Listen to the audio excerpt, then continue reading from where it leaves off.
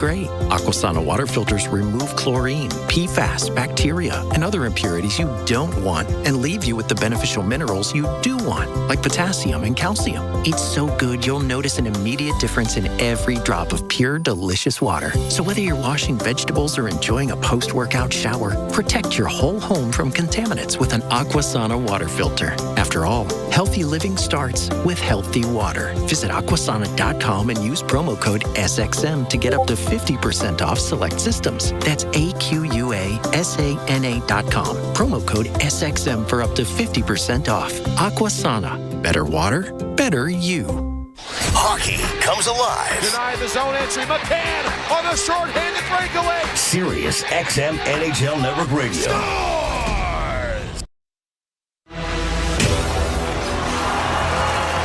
4 nations. Slightly down as we got a breakaway. One dream. Side to Jesper Bratt in front. They score! The world's best go head-to-head in the ultimate battle for hockey supremacy. Here's a breakaway. Eric Holla.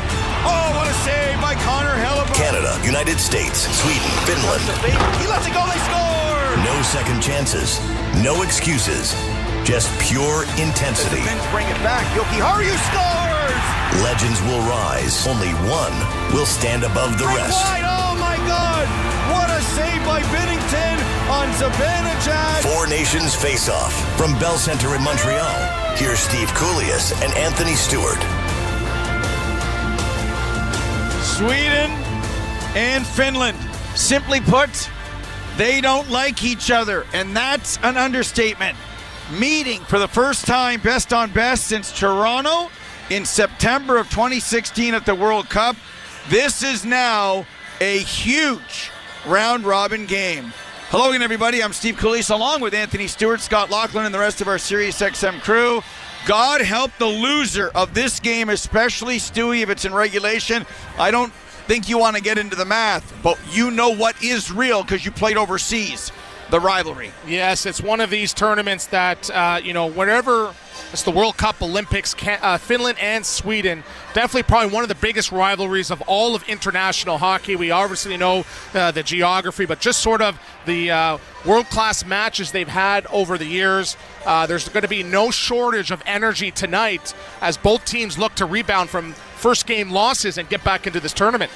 Big story. Goaltending change. You and I discussed it during the third period when the U.S. blew out UC Saros.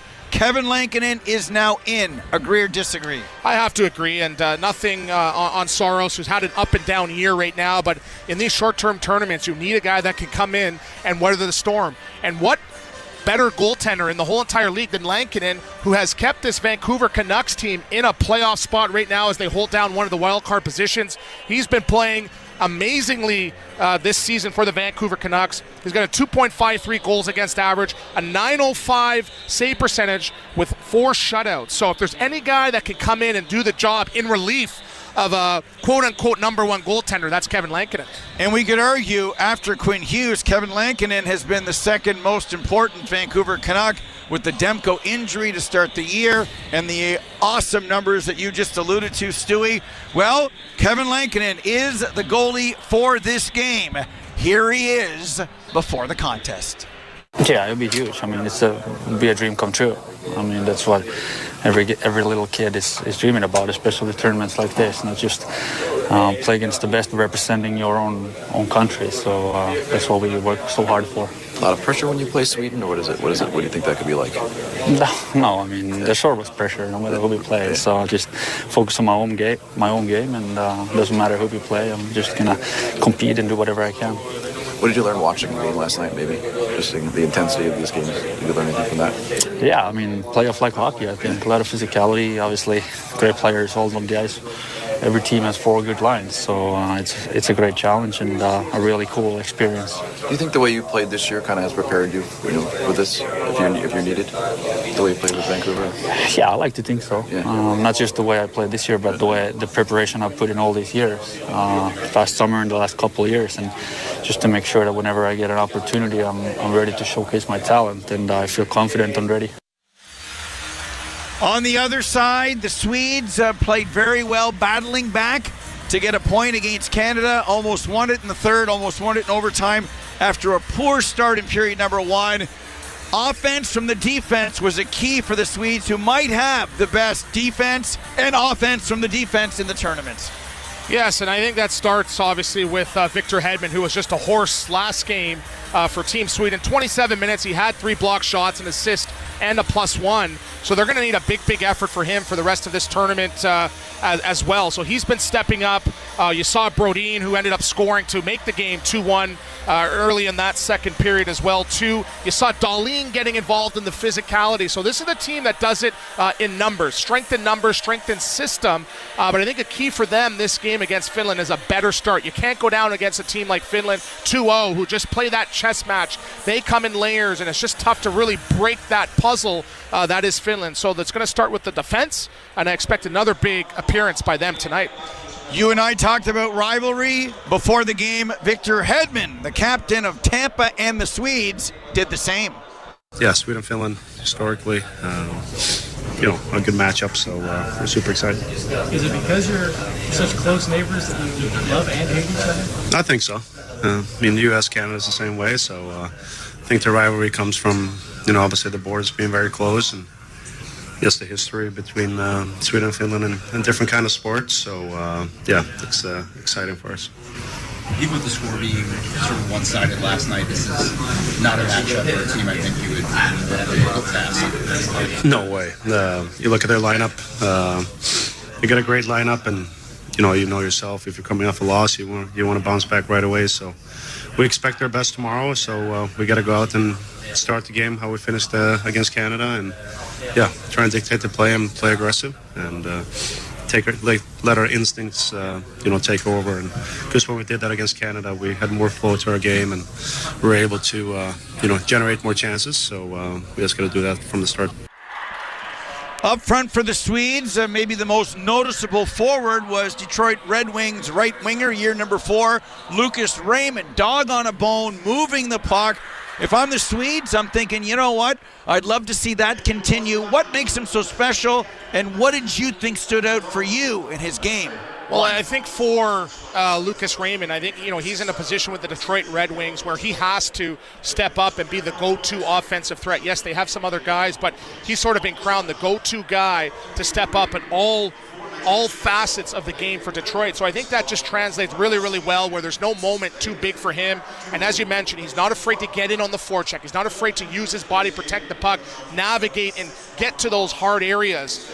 So him playing with Ek and Bratt, they were probably the most effective line for Team Sweden last game. So expect for them to step it up continually. Starts with big face-offs, winning their draws, getting in front of the net, playing the game the right way for the continued success today. 30 plus last year, might get to 30 again this year as the Wings are trying to get back into the playoffs. All right, the Finns, they've made some changes. Laine is dropped. Armia's out of the lineup. Kako, former Ranger, is in. Stewie, we need the big boys. Is this conversation about the big boys, and how many are you pointing the finger at?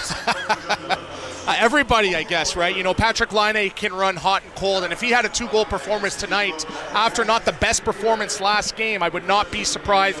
He does have the home crowd again here, sort of behind his side. Barkov was okay. Lankinen played okay, but the Ahos, the Rantanens, Hintz, those are guys that are game breakers respectively for their NHL clubs. In a moment like this, where the tournament's on the line, I'm expecting for them to step up. And they had a pretty decent start, through a period and 3 quarters against USA. It's just those details were lost. They didn't get to save at key moments. But when the game is 1-1 or 2-1, those big guys are expected to step up and add performance. And they've done it before, so it's nothing that's not unusual for those guys. Staying with Laine, because he's a Montreal Canadian, we've talked about the injury and the spark he provided, but then he got dropped down to the 4th line. I'm looking at a Laine big picture for this 26-year-old who has 12 goals this year in a shortened season, 36 year 1, 44 year 2, and then 30. Will we ever see anything around those numbers for 92 again? Well, the one thing I could say is the league's embraced him, but this Montreal crowd and city has rallied around him, right? We saw, sort of the storylines behind the scenes, and it's going to take a little bit of time for him to get back to 100%. But the one thing I could tell you, he was in the conversation, where they were thinking maybe he should have went first overall instead of Austin Matthews. And again, he's had some ups and downs and peaks and valleys, but the one thing is true. He has an elite shot, and when he gets it off, it's more than likely than not it's going in between the pipes. So for him, there's high expectations. I believe he can do it. I believe he can score 40 goals. He's a big guy. He can get in the corners, but that release is elite in this league. So he's going to be, in my opinion, a 30-goal guy when it's all said and done. We talked about JT Miller yesterday, obviously. Heard from him after the game. Elias Pettersson, how would you describe his Game 1 performance? And remember, since the trade, he hasn't scored yet.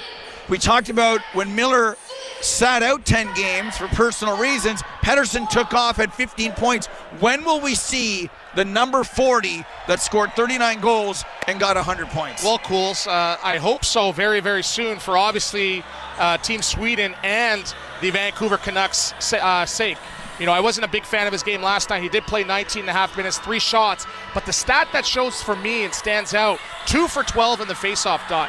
In a game where faceoffs are so crucial, he's expected to be a little bit better than that. And when you're behind the ball that much and you're starting with losing draws in the D zone or the offensive, you just start your shift off on the wrong foot. So I'm expecting him to be a little bit better and have a better performance with so much on the line. And what's most important, with a great tournament from him, he can turn around the narrative of what's going on. And we know the noise is a little bit louder in Vancouver with the media and such, but if he comes in and has a strong tournament and this team goes to the final and he performs well, that's almost a reset button that sets him up for a final push of this season as Vancouver Canucks try to make a push in this year's playoffs. William Nylander started poorly, played better, but no wow factor, although he did get one very good chance in overtime that dribbled off his stick.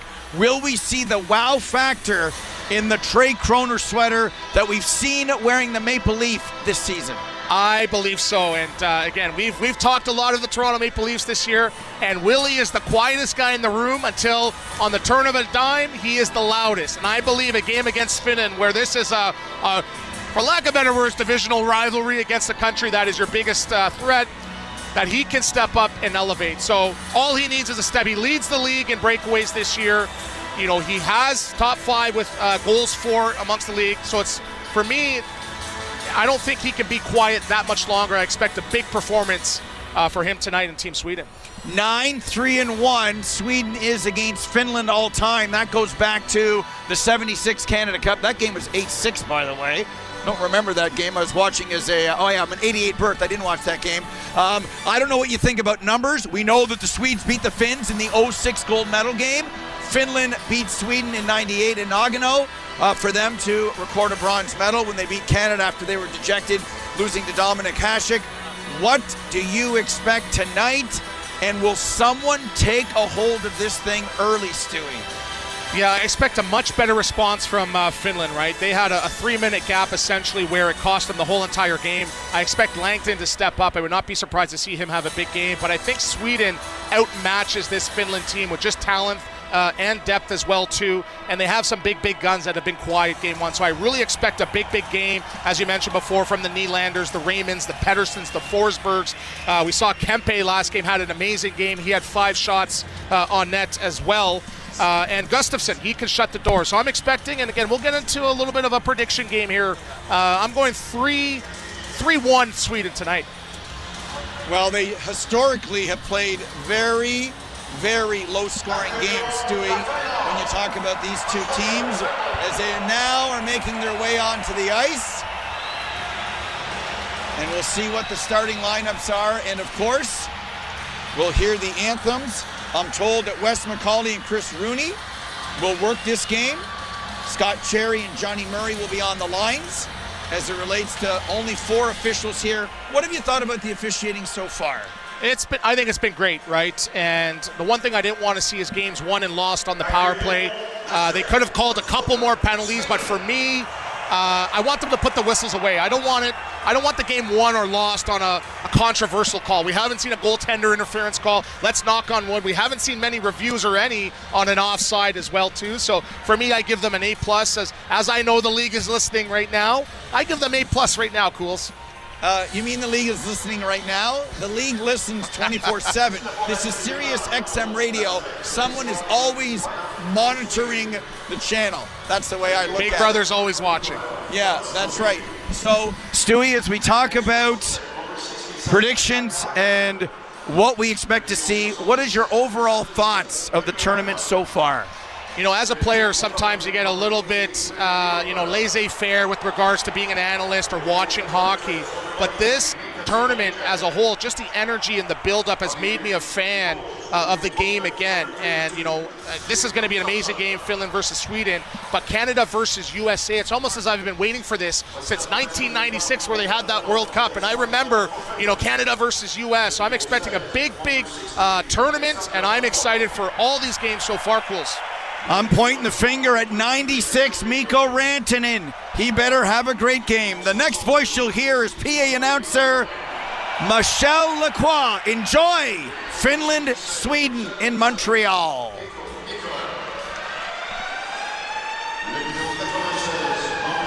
Mikko Rantanen. Dans les buts and goals, le numéro 32, number 32, Kevin Lankinen.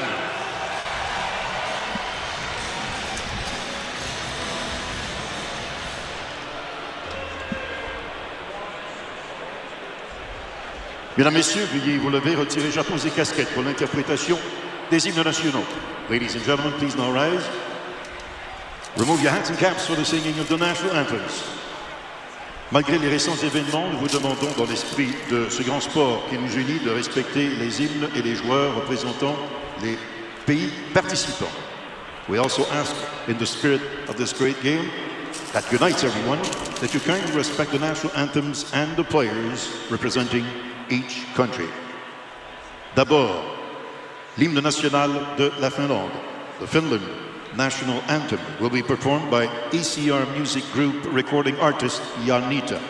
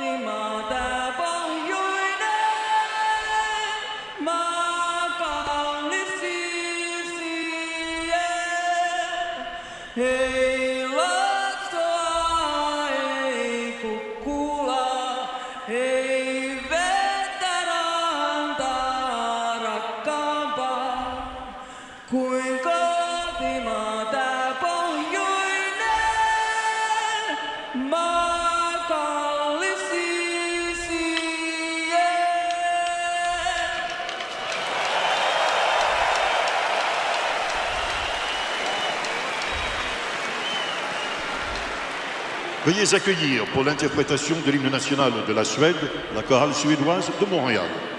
The national anthem of Sweden will be performed by the Swedish Choir of Montreal.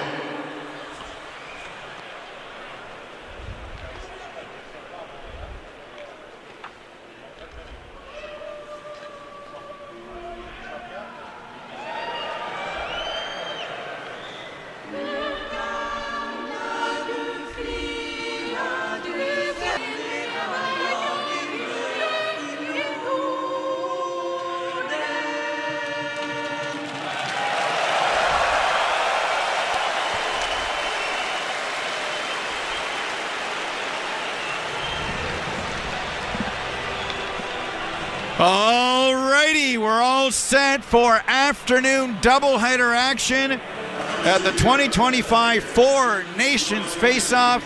I'm Steve Cooley, along with Anthony Stewart, Scott Laughlin, and the rest of our Sirius XM crew.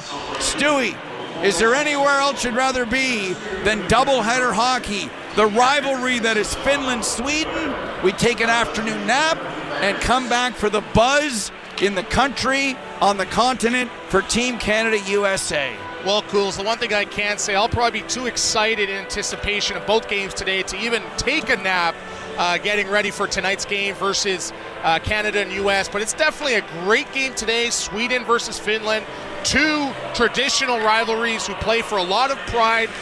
They do not like each other on or off the ice or amongst each other in their respective countries. So that makes for a great game today. So I'm expecting a great start from Finland. Sweden doesn't want to play from behind as they did against Team Canada. Some players have a lot to prove, so I'm definitely ready to go. Cools, how about you? I'm ready, as is Mika Zibanejad against Alexander Barkov on the faceoff. I would not want to be the regulation loser here. I haven't done the math of what happens with a 0 or 1. I know if the Swedes win in regulation, they've got 4, and they would vault to the top of the standings momentarily, but there's obviously a big game tonight. Zibanejad is on, Nylander on his right, Ricard Raquel on the left. You mentioned Victor Hedman and Jonas Brodin. The puck is dropped and we're underway. Pull up a chair, drive safely, or rewind on the SiriusXM app and enjoy this afternoon's game as Victor Hedman has it in his own zone. Gets it over to Brodin, who's bumped off the puck there by Mikko Rantanen. That's a better start for 96 already.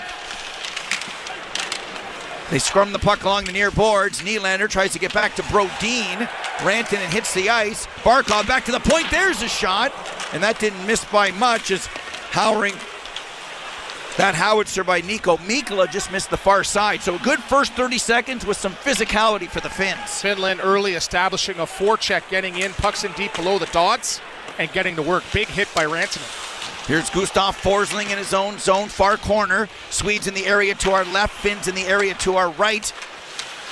Finns are wearing white sweaters. Each team only has one. They are the home team for this hockey game. Near side for Lucas Raymond, 2 assists against Team Canada. Takes the hit to make a play, gets it to Joel Eriksson Ek to Bratt, and they're off. Dumping it into the near corner. Comes to the near side. Raymond couldn't keep it in. Aho gets it, and he chips it into Swedish territory. Mikael Granlund, who's now on the second line. New Dallas star, 4 games in Dallas, 4 assists for the veteran forward.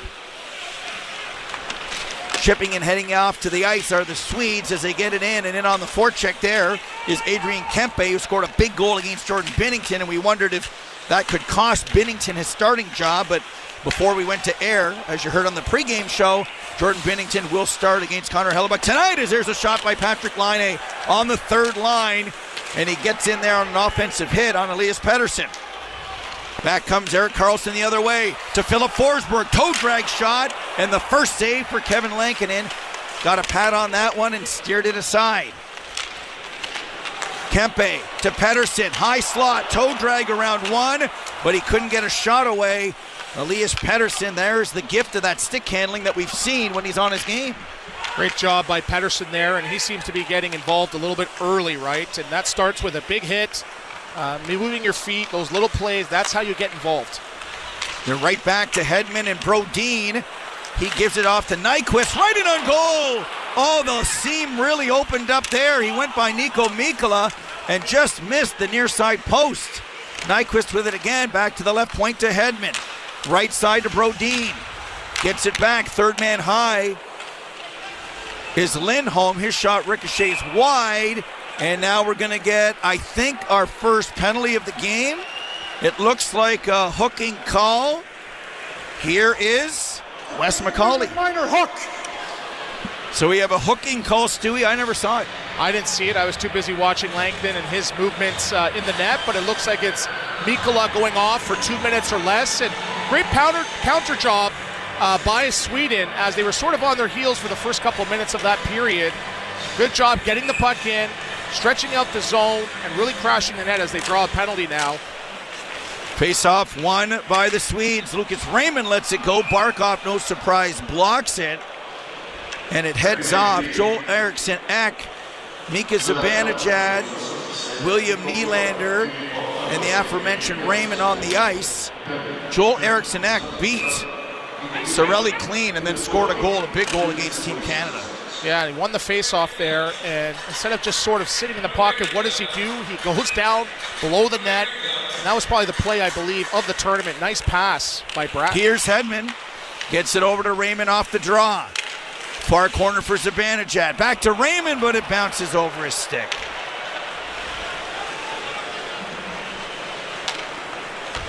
Hedman behind his own net. The old drop back to William Nylander. Wrist speed through center. In over the line. Nylander getting booed as well. He's pushed off the puck by Mata. Gets it over to Lindell. Out to Luostarinen. And over here to Mata once again. That's defensive PK hockey perfectly drawn up by the Finns to negate that rush. But back comes Lucas Raymond the other way. 4 Swedes over the line with an opportunity. Eriksson Ek, a deflection that just went wide. Nylander behind the net. Out the other side to Raymond. To the right point for Hedman, who moves up top. Setting up the 1-3-1. Raymond now in the right wing circle. Rink wide feed. Nylander with a shot. And he fired it wide. It ricochets around the glass and goes down the ice. Great seam pass by Raymond there to Nylander. And that's his sweet spot where he seems he scored probably about 4 or 5 of those this year. 2 feet wide. Doesn't miss much from there. Here comes Jesper Bratt of the New Jersey Devils. Trails Jack Hughes by 1 point in the overall standings. He's had a great year as the puck now comes to Nicholas Matinpalo, who gets it out and down the ice. 6'3", 211, undrafted, 22 career games, all with Ottawa. I thought he did his job with Urho Vakanainen as the 5'6" in the last game as Rickard Rakell brings it in. Over to Pettersson, back to Rakell. Elias Pettersson setting things up. Bratt, right wing circle, down low to Pettersson. Sizes up his options, gets it back to Erik Carlson, the 3-time Norris Trophy winner. They tried to get to Rakell in the bumper. That was thwarted. Feed for Pettersson goes through his skates. Forsberg gets it back to Carlson. Penalty winding down. There's a shot by Brad. It was a weak one, and I think Lankinen and Stewie got a piece of that. Did get a piece of it there, yes. Penalty is now over. We're back to full strength. Here's Rope Hintz. Gets it back to Lindell behind his own net. And the first power play of the game goes for naught for the Swedes, but they had some chances. They did, and good job countering that momentum that Finland had the first couple of shifts there. Kempe brings it back to Nylander. He's watched by Esa Lindell. He played 25 minutes against the USA, the 30-year-old veteran. Puck is kept in by Forsling, far side. There's a shot through a screen. Nylander was on the doorstep, but Lankinen saw it. I think that'll officially be the 3rd shot of the game, so Lankinen's done his job. Barkov back the other way. Tried to find Rantanen, didn't work. Comes back to the right point. Henri Jokiharju with a shot. Stop. Rebound. Mikko Mikkola. And a nice pad save by Philip Gustafsson. Tested early in this one, 6 minutes in. Back to Henri Jokiharju. Scored the goal for the Finns against the U.S. Played 30-plus games for Buffalo this year. 1 goal. 1 game for the national team. 1 goal, so I hope he kept the puck. Here's Zibanejad at center. Near side to Victor Arvidsson. Back to Carlson. He gets it in. I think that's Nyquist battling his man in the corner. It was. He won the battle. The clearing attempt there doesn't get out by Mikko Mikkola. He rims it near side, and there's Carlson to keep it in. Lets a floater go from the point.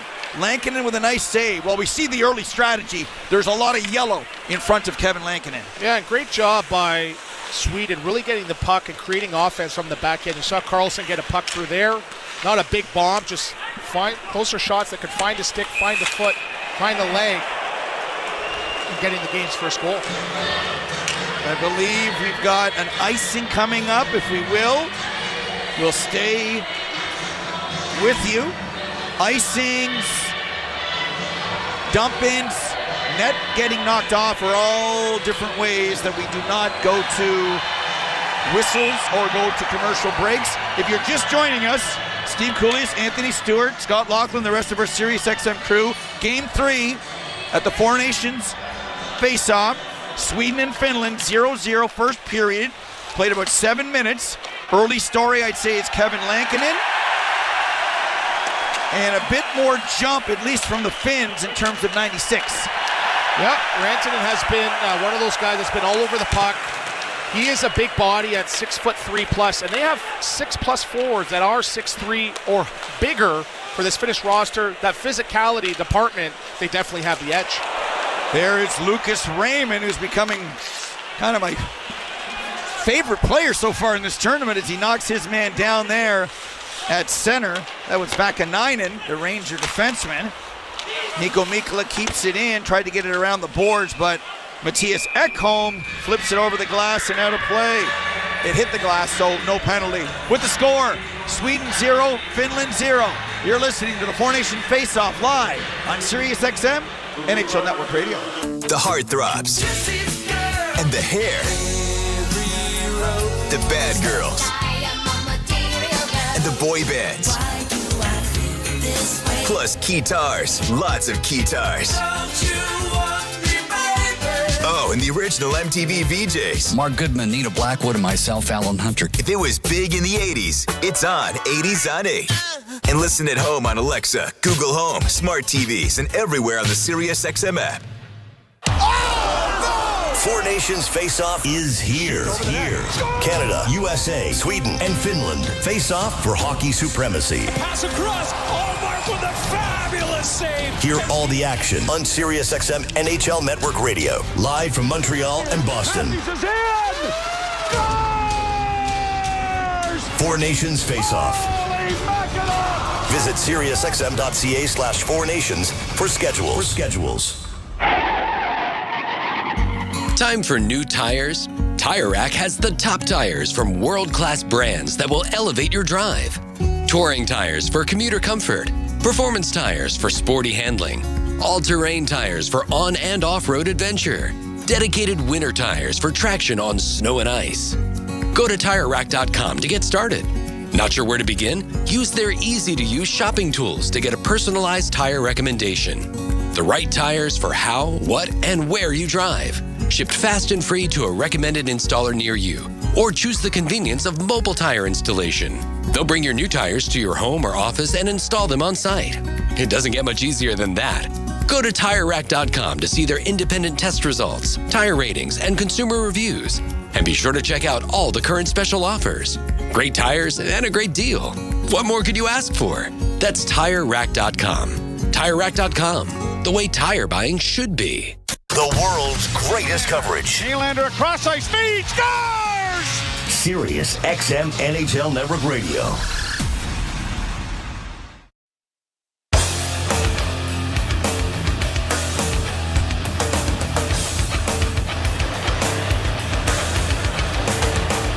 No score, period number 1. Sweden and Finland. Game 3, Four Nations face-off. I'm Steve Cooley, along with Anthony Stewart. Face-off to the right of Philip Gustafsson. Overtime loser as Laine lets a shot go, blocked by Elias Pettersson. It got him right in the buttocks. As a quick opportunity for Laine, who's due to score and ignite this Montreal crowd here. Kevin Lankinen in net, has made 2 saves so far. Flips the puck over to Esa Lindell. 0 for 1 the Swedes on the power play. 12:05 on the clock, left to go, period number 1. Obviously, it's like a game 6 or game 7 here as it relates to the tournament.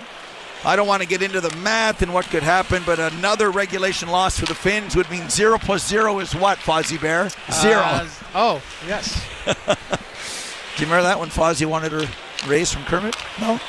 You didn't watch Sesame Street? I was watching Barney at those times. Oh, hello there. Here's Nylander. Gets over to Rasmus Dahlin. In on the rush. Wonder if the Swedes will activate their defense more as Barkov muscles Nylander off the puck. Tries to kick it out. He can't. Wins another battle with Nylander, who gets the puck back again. Leaves it for Zibanejad, who scores! Mika Zibanejad on the turnover. And the Swedes lead 1-0. Great start by Team Sweden. As this originally looked like William Nylander was going to get the shot off, and he fanned on it a little bit, and it bounces right out to the slot for Zibanejad to get his first of the tournament. A little bit of a turnover there by Finland, mishandle, and Zibanejad makes no mistake as he goes 5-hole to make it 1-0 Sweden. Barkov won the original battle but to Nylander's credit, he stayed with it, and Barkov kind of kicked it, but he couldn't get it to Joki Harju, who couldn't get it out. And it's a game of inches, and it's a game of battles, Stewie. I know that's why you do the battle drills at the end of every one of your practices. Absolutely. And a bit of a misplay by Olli Mata there, who's been really solid on the defensive end of the puck. I'm sure if he had a redo, he'd handle it a little bit better there. Finns opened the scoring in the first period against the U.S. The aforementioned Joki Harju goal. The Swedes were down 2-0 to Canada. Obviously a much better start here, 9 minutes in, with 4 shots on goal and a goal against Kevin Lankinen. And Mika Zibanejad, we talked about JT Miller leaving, what it hasn't done for Elias Pettersson. Well, what has done for Mika Zibanejad in the 5 games in which the Rangers are 3-2, Zibanejad, 2 goals, 6 assists, 8 points as Raymond gets it behind the Finnish net. Another 23, Esa Lindell is there, tries to get it out to Roope Hintz. That didn't work. Has a second chance, and he finally does get it out to center. Joel Eriksson near side, throws it around the boards, comes out the far side for Lindell, who chips it up to Mikael Granlund. But Erik Carlson is there to feed Raymond, who just tips it into the Finnish zone. Now, Finland's got to find a way to get back to what worked best, establishing that forecheck as they enter the zone here. Puck comes to Jesper Bratt. He spins away from Aho, has to go to the bench with Roope Hintz halfway through the first period. Mika Zibanejad from William Nylander. And it's 1-0 for the Swedes as here comes Pettersson now. Slightly hooked on the play by Rantanen. Let him go, Stewie says. Might have been stick on stick. Forsberg behind the net. The Preds winger who has exploded after a very poor start to the year. The team's been playing better and then are back into a funk. Here's a chance for Arturi Lankinen down the left wing. But there's a nice save by Philip Gustafsson getting the paddle on that one. Pettersson again at center. Nice move around Rantanen as he heads to the bench, and the Swedes will reset here in their own zone with Jonas Brodin. Leaves it for Raquel off the bench. Cross-corner dump in for Zibanejad. Let's see if that goal went to his legs. Laine, great breakout to spring a 2-on-1. Luostarinen over to Lundell. He scores! The two Panthers on the same line combined. Anton Lundell and the Finns respond. It's now 1-1. Great job by Patrik Laine there. A little bit of a no-look area pass. 2-on-1 here, and Lundell makes no mistake as both goals go 5-hole.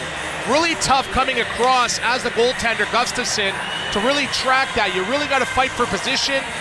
T pushes across and opens up the wickets to tie the game 1-1. But great play starting off with Laine, and that's what you need sometimes. Sometimes just a great assist as he gets involved here. Seems like it's paying dividends of moving Laine down to that third line, creating a little bit more offense for the Finns. Yep, and that's a great point by you. And Antti Pennanen, the head coach of the Finnish national team. Juri Lehtinen, by the way, is the general manager. Jarmo Kekalainen, the former GM of Columbus, is also on the staff. And that's a non-selfish play. Sometimes skilled guys who aren't part of the rush. He wasn't going to get in on the 2-on-1, but he made a nice play, and it helped turn the game around. That's only the Finns' second goal of the tournament, Stewie. Yeah, great pass by Luostarinen. A bit of a drop sauce there, and it's great to really sauce it and have it land in the exact spot. Capo Kakko steals one of his few shifts of the period. 17 points in 24 games as a Seattle Kraken, as there's a shot from the right point by Joki Harju that I think went off the handle of Gustafsson's stick and stayed out. So goals are fun, Stewie. We've got two just like that, and we've got a game. 1-1. Swedes and Finns here on Channel 91, Sirius XM, NHL Network Radio. Doubleheader Saturday. Later tonight, let me see, check my sheet, who's playing tonight. Stewie, the buzz in the city is palpable, as they say, as the puck comes on the stick of Roope Hintz, brings it in 3-on-2, tries to feed Aho, broken up, and the Swedes come back the other way. No, they don't. Chris Rooney's going to call a hold here, I believe, on Matthias Ekholm. And great job by the Finns and just getting back involved into this game as they go now back to the power play to hopefully make it 2-1. When we come back, power play for the Finns. Game tied 1-1. You're listening to the Four Nations Faceoff on SiriusXM, NHL Network Radio. I'm Katie Nolan, and I have a new podcast called Casuals. It's a podcast for people who like sports a normal amount. Casuals is a twice-a-week hang with me and my friends from across comedy, sports, and entertainment, where we talk about all the funny, weird, interesting stuff happening in and around the world of sports. So whether you're a diehard fan or just vaguely sports curious, Casuals is the podcast for you. You can find Casuals on the SiriusXM app, Pandora, or wherever you get your podcasts. And don't forget to follow the show so you never miss an episode. Give it a try. What's the worst that could happen? The best player analysts and insiders live on NHL Network Radio. Bruce Boudreau. It's so important to have those role players. I look at the defense on Canada's team, for example. I mean, you need defenders that are big. And when I look at who wins Stanley Cup, it's usually the team that has the biggest, strongest defense. And this is going to be the same kind of tournament, I believe. Get the latest opinion and analysis you need on the home of hockey. NHL Network Radio, SiriusXM 91, and the SiriusXM app. Did you know that your largest investment asset might not be your retirement account or home? I'm Jay Jackson, CEO of Abacus Life. Most people don't realize that their life insurance policy is actually an asset they can sell. But for almost 20 years, Abacus has been purchasing life insurance policies from seniors just like you. We've even created a free policy value calculator at abacuspays.com so you can find out in seconds what we might pay for your policy. There are no fees and no obligations, just information. Knowing the value of your life insurance policy is as important as knowing the value of your home, your equity portfolio, or your finances in total. Discover the valuable information you need to understand the current market value for your life insurance, and then get real value from your life insurance when you need it with Abacus. Visit abacuspays.com to learn more and use our free policy value calculator today. Outlet pass for Panarin, moving it on a breakaway. Games Panarin in the world. And scores! SiriusXM NHL Network Radio.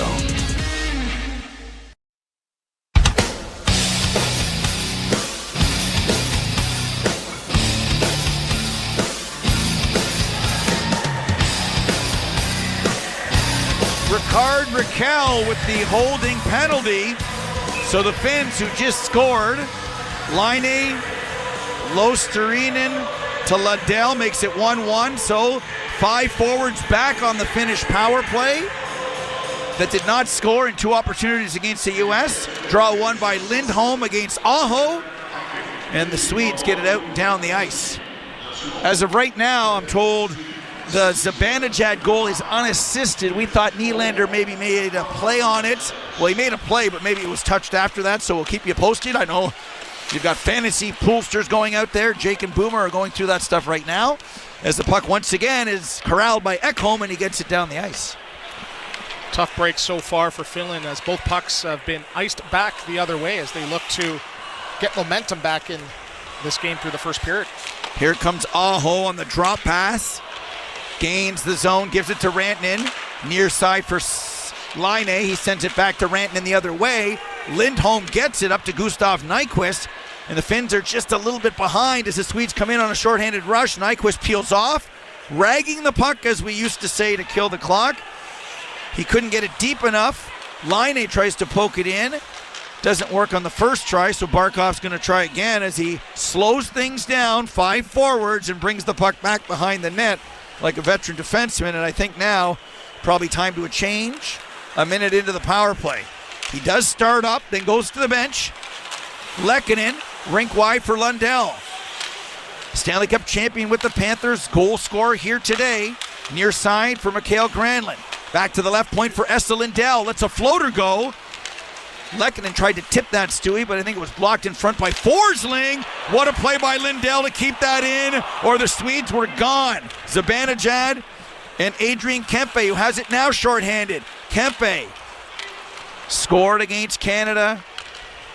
Gets it back as the Swedes killed the clock. He had to make a play. Do I go for it or not? And he peeled off, Stewie. Yeah, it's a tough first power play for this Finnish team where, you know, one of the old adages are you have to, as a power play unit, outwork the penalty kill, and just a couple fumbles there and puck retrievals weren't really there. Look for them to respond, as special teams have to be special in this tournament. Capo Caco in over the line with a shot.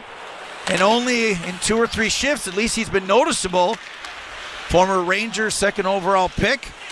He's come onto the ice with speed and had 2 opportunities around the net. Didn't miss by much. Back come the Swedes.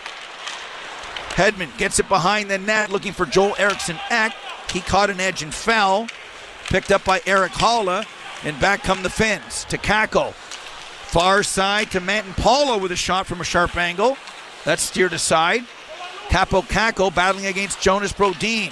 Kicks it to Barkov with that long reach. He couldn't get to it. Raymond does, and he skates it out. Backhanded chip. Goes in after it. Battling the puck a little bit right there was Kevin Lankinen. Luckily, everybody else on the Swedish team peeled off. Under 5 to go, period number 1. 1-1 if you're just joining us. Here's Philip Forsberg. Down the left wing boards. He's bodied off the puck there by Joki Harju. Then gets it back again. Forsberg in the slot, lets it go. Didn't miss the far side by much.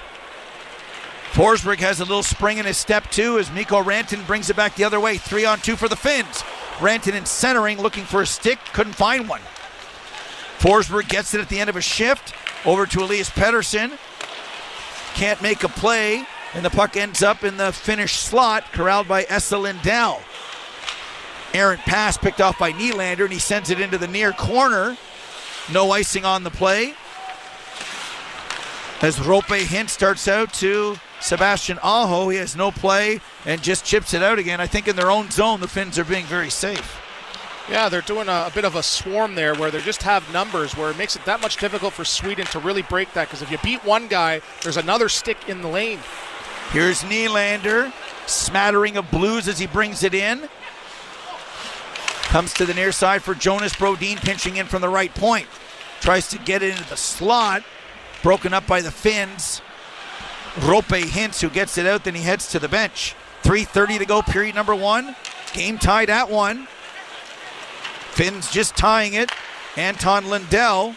Mika Zibanejad scoring an unassisted goal as of now to open the scoring in the hockey game. Puck is in the near corner to the right of Gustafsson as the Swedes bring it out. Long lead feed. Ends up on the stick of Elias Lindholm. He gets it in and gives chase.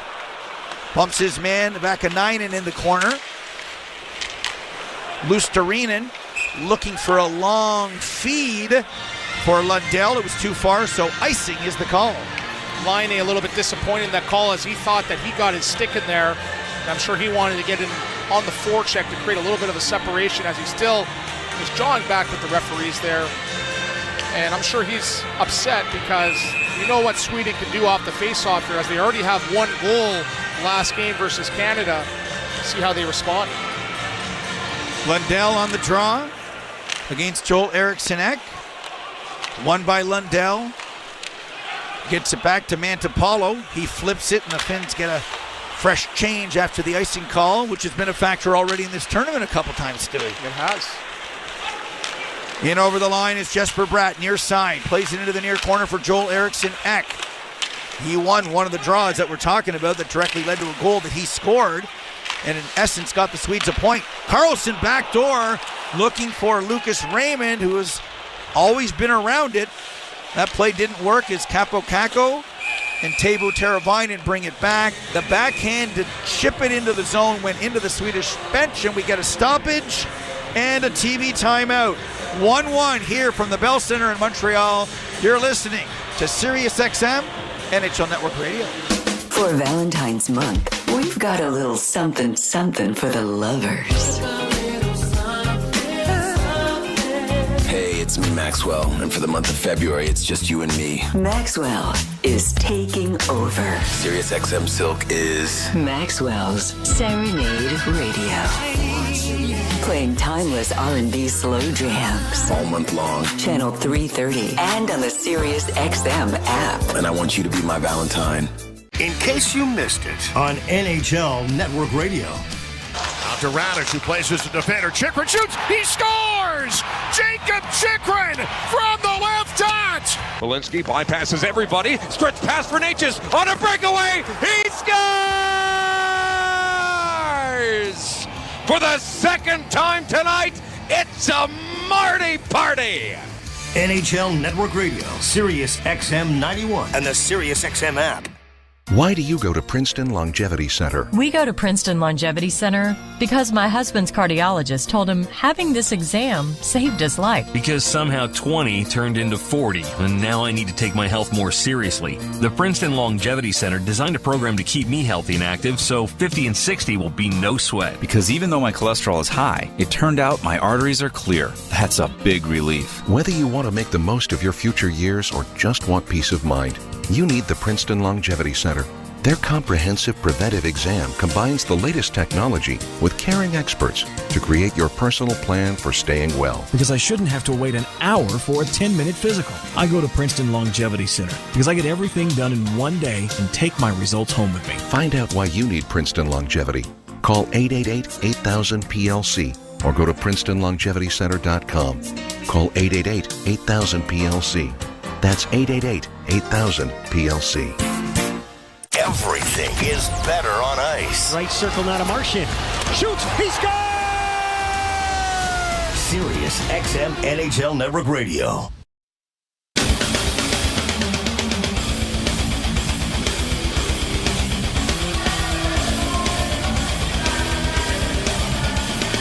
Welcome back live here at the Bell Center in Montreal. First period action between the Swedes and the Finns.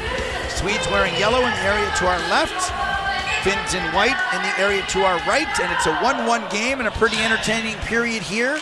2:20 to go in Montreal. Yeah, Finns looking to capitalize on their 1-1 tying goal. Only 2 shots through the first 18 minutes of this period. I'm sure they want to double or triple that up going into the second period. Yeah, there's been obviously more shot attempts than the shots on goal scoreboard shows at 4-2. I talked about Capo Caco. He's had a great... We've seen some guys, Forsberg at one end, Capo Caco at the other, just missed the net. We talk about hitting the net, but if you hit the net, normally you hit the goalie in the chest. So the snipers try to pick their corners and just miss twice. Yeah, with only 2 shots, though, I'm wondering now how Gustafsson has, how he's going to, recover if he has a sequence where he has 2 or 3 shots. Is he going to be dialed in? We'll see. Puck goes off the glass, hits the netting, and Wes McCauley blows the play down with 1:54 now to go in the first period. Each team has had a power play opportunity. What do you think of the Finns and the necessity of 5 forwards on the power play? I'm a traditionalist, Cool, so I like the 3-2 setup. I understand going 4 forwards, but when there's too many forwards back there, there's a lot of deferring, a lot of passing. You tend to find the perfect play as opposed to just shooting it when you have that opportunity. Here's Esa Lindell off the draw. First shot blocked by Joel Eriksson Ek. Gets it back again. One-timer from the right wing circle. Talk about having your defense go to the net or in a scoring spot. Lankinen found Lindell, but a nice shoulder save by Gustafsson. Yeah, only the 3rd shot on net this period, but Gustafsson had to come up big as it almost caught him a little bit off guard on the top of the shoulder. If he wasn't dialed in, that easily could have been in the net to make it 2-1.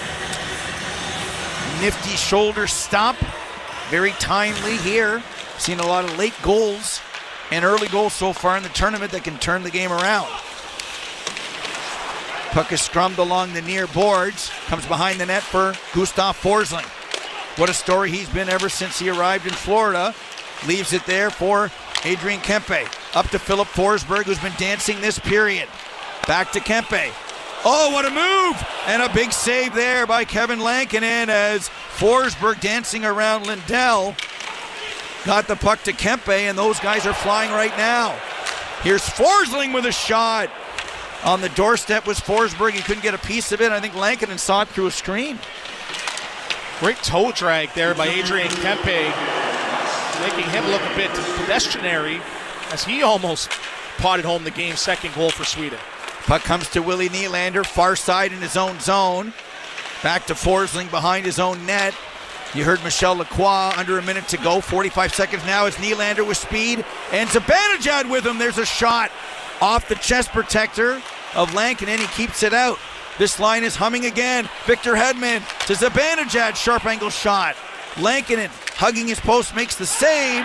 There's a trip on the play as Aho goes down trying to leave the zone. Chris Rooney with his arm in the air. No doubt about that call. Yeah, very frustrating call for Sweden as they almost made it 2-1 there. As Hedman now sits down for 2 minutes or less.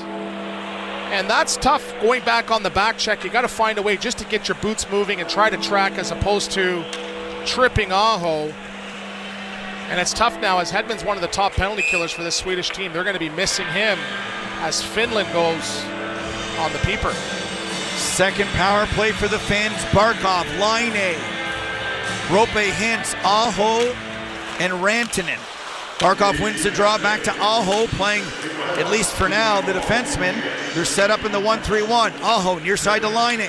In his office. Rink wide feed. They score! Rope, Hintz at the side of the net. Or was that Rantanen? No, Mikko Rantanen finally on the board. And it's 2-1 Finland. Another assist for Patrik Laine, who just threads the needle through about 3 or 4 sticks. And Rantanen, who usually makes his living in the slot for Carolina and Colorado Avalanche, is in that one-time position down below the circle and just gets enough on it. A little bit of a trickler as it beats Gustafsson. Not a rocket, not a muffin, something in between.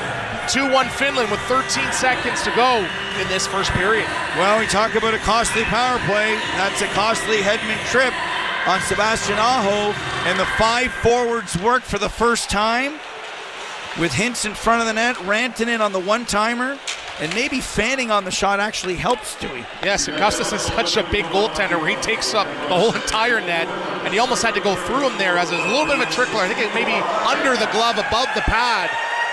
But they don't say how cools, they say how many, as Rantanen has his first of the tournament. Well, a very entertaining first period, Stewie. The early goal by Zibanejad, you wondered how the Finns would respond considering what happened against the U.S., because that in theory is 7 straight goals against Finland.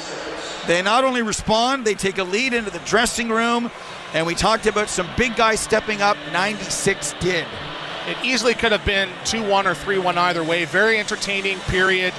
Sweden getting caught with a bit of a trip there, obviously, on Hedman, but Rantanen, who's expected to be big for this Finland team, makes no mistake as he makes it 2-1. So if I'm Sweden going into this period, hey, we easily could have been up here. Let's continue to play the same way. Let's manage the puck a little bit better. Continue to get in front of Kevin Lankinen. Get another 8-10 shots and hopefully tie it up 2-2. What did you think of the play of Lankinen? Actually, we'll deal with that in just a moment. Eric Haula is joining us right now of the Finnish national team. Eric, I guess 5 forwards on the power play can work. Yeah, absolutely. A lot of skill there. Obviously on display on that goal. Great passing, great finish. Great job by Patrik Laine on both goals as he has 2 assists. He seems to be turning it up in big moments. Yeah, it's not just his offensive game that's showing. He's breaking the puck out great, and he's physical. So obviously these games mean a lot to him, and he's come to play. Eric, thanks for this. Good luck in the second period. Thanks a lot. Eric Haula. So you mentioned Laine. What a story he's turned out to be, and that's a coaching move. He was always on the power play anyway, but that big assist to make it 1-1 that sprung the Panther teammates. Obviously, one of the early turning points of the game. When we come back, Scotty Laughlin standing by with the first intermission report. Finns 2, Swedes 1. You're listening to Sirius XM, NHL Network Radio. I'm Katie Nolan, and I have a new podcast called Casuals. It's a podcast for people who like sports a normal amount. Casuals is a twice-a-week hang with me and my friends from across comedy, sports, and entertainment, where we talk about all the funny, weird, interesting stuff happening in and around the world of sports. So whether you're a diehard fan or just vaguely sports curious, Casuals is the podcast for you. You can find Casuals on the SiriusXM app, Pandora, or wherever you get your podcasts. And don't forget to follow the show so you never miss an episode. Give it a try. What's the worst that could happen? Raptors Nation is on Canada Talks. Barrett now driving on the far side, got to the baseline, jackknife pass out on the perimeter to Boucher. Long, high looping triple is good. The Toronto Raptors beat the Golden State Warriors 104-101, and right in front of us, a big-time fist pump. Your home for the Toronto Raptors. Canada Talks, Sirius XM 167, and the Sirius XM app.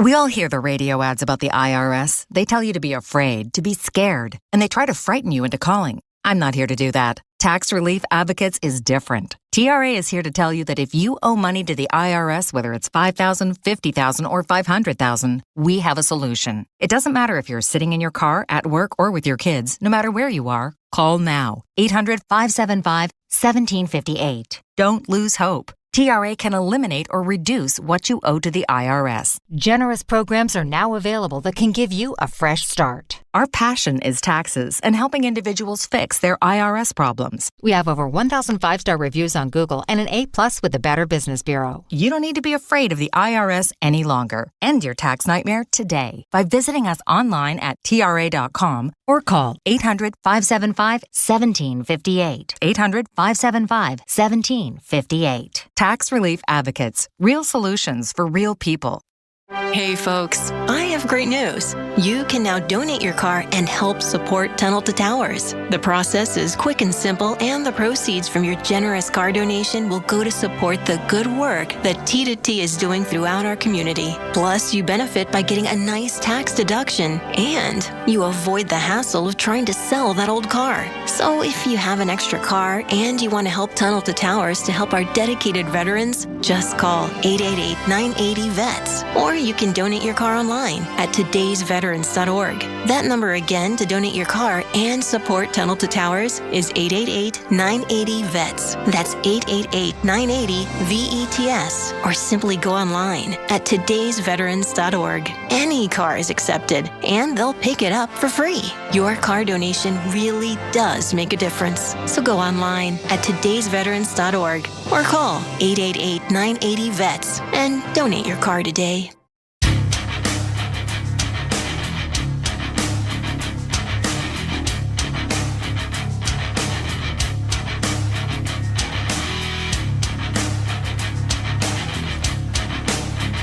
Welcome to the Four Nations Faceoff Intermission Report here on Sirius XM NHL Network Radio. Scott Laughlin back here at the Bell Center with you, where after 20 minutes of play, Team Finland, courtesy of that late power play marker by Mikko Rantanen, Team Finland leads Team Sweden by a score of 2-1.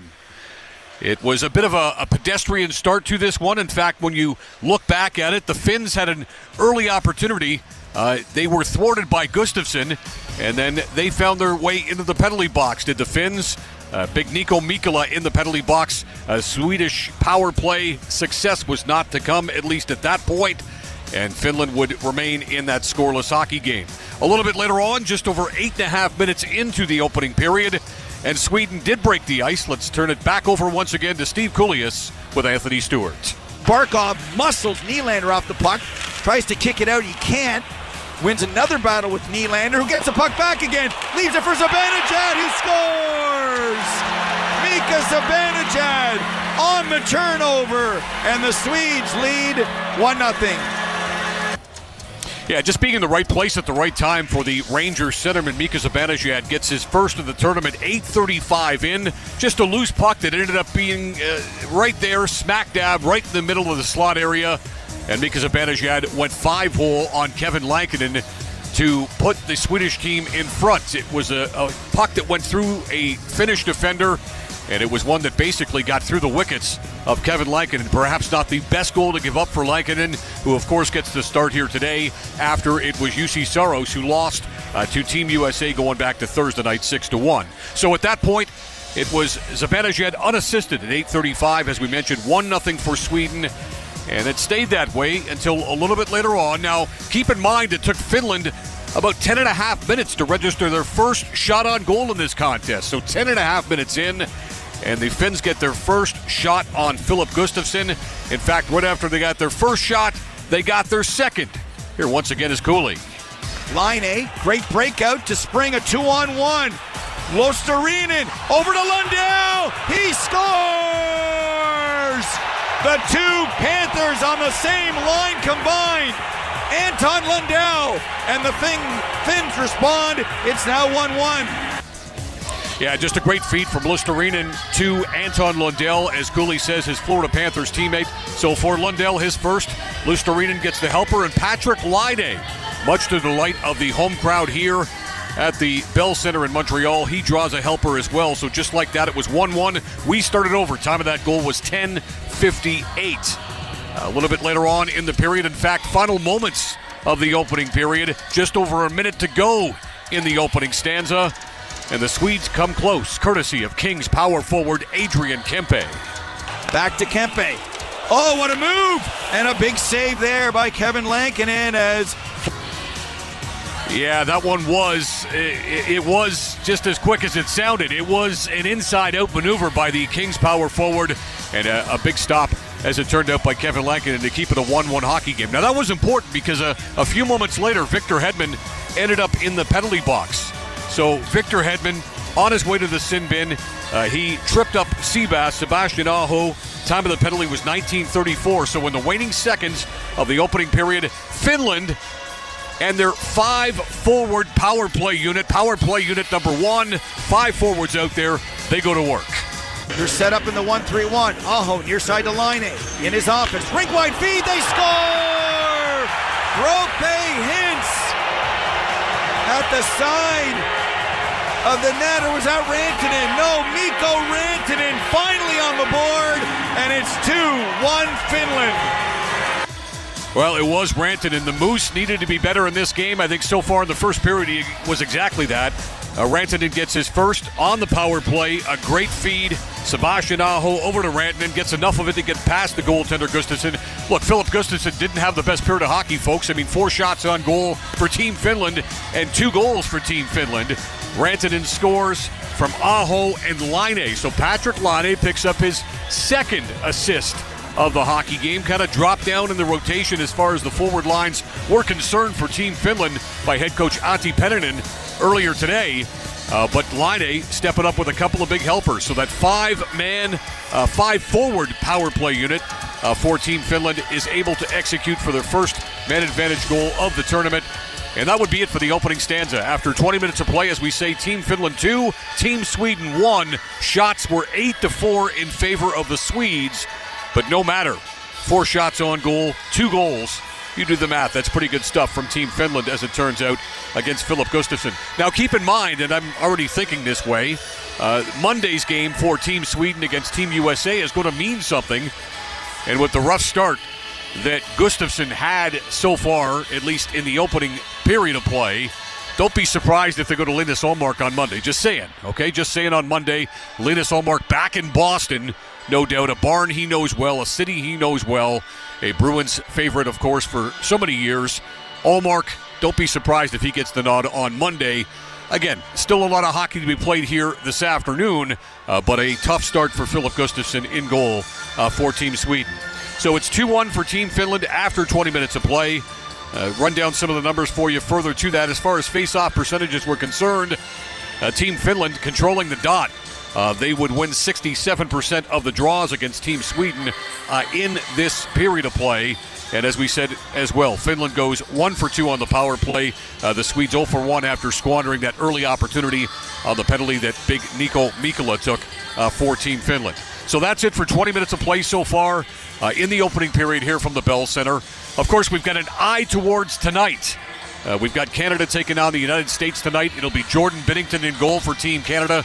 It'll be expectedly so Connor Hellebuck in goal for Team USA. Cale Makar officially listed for Team Canada as a game-time decision. But the fact of the matter was that he was on the ice in Brossard, Quebec earlier this morning for that Team Canada skate. And so Cale Makar skating today with his teammates. You'd have to expect, although they are calling it a game-time decision, that number 8 is going to be in the lineup coming up tonight. As we know, if he couldn't go, Thomas Harley, the Stars defenseman, is now in Montreal. And the initial plan, as we were led to believe, was for him to meet the team in Boston coming up on Monday. Now he's in Montreal. And if Makar were unable to play, he would jump in. Now Travis Sanheim, as we know, draws in for the injured Shea Theodore. We're here in week to week for the Vegas Golden Knights defenseman. And Sanheim gets his opportunity tonight with his head coach, a U.S. assistant coach, John Tortorella, on the other bench. So we'll see what gives tonight. But boy, it should be a raucous atmosphere. Great atmosphere, actually, quite frankly, so far this afternoon in the stands. I would say more Swedish fans in the stands and more colors from Sweden, from the Tre Kronor, than from what we see from Finland and their fan base. But it's a good crowd. It's a good crowd. It's a sellout as usual. It's a great rivalry. Finland against Sweden, and after 20 minutes of play, courtesy that Rantanen power play marker in the final seconds of the opening period, it's Finland 2 and Sweden 1. We will get set to take a break, and when we come back on the other side, it'll be Steve Coulias and Anthony Stewart once again bringing you the North America-wide radio call of period number 2 between Team Finland and Team Sweden. 2-1 for the Finns after 20 minutes of play. You've been listening to the Four Nations Faceoff Intermission Report right here on SiriusXM NHL Network Radio. The NBA's brightest stars will be out in San Francisco for All-Star Saturday night. And SiriusXM NBA Radio has your all-access pass. Live from All-Star Weekend with Steph Curry. I'm excited to be here. Tonight at 8 Eastern, it's the three-point and slam dunk contest. McClung goes high, grabs it, vaults, and reverse jams. And tomorrow at 8, don't miss any of the action of the 74th All-Star Game. On-site coverage continues on Channel 86 and the SiriusXM app. In case you missed it, on NHL Network Radio. Still has control. Now to Draisaitl towards the net. The shot, rebound, scores! Leon Draisaitl! That is his 40th goal of the season. What you do have now is Jarvis coming in on Ramelka. He scores! A beautiful goal, Seth Jarvis. NHL Network Radio, SiriusXM 91, and the SiriusXM app.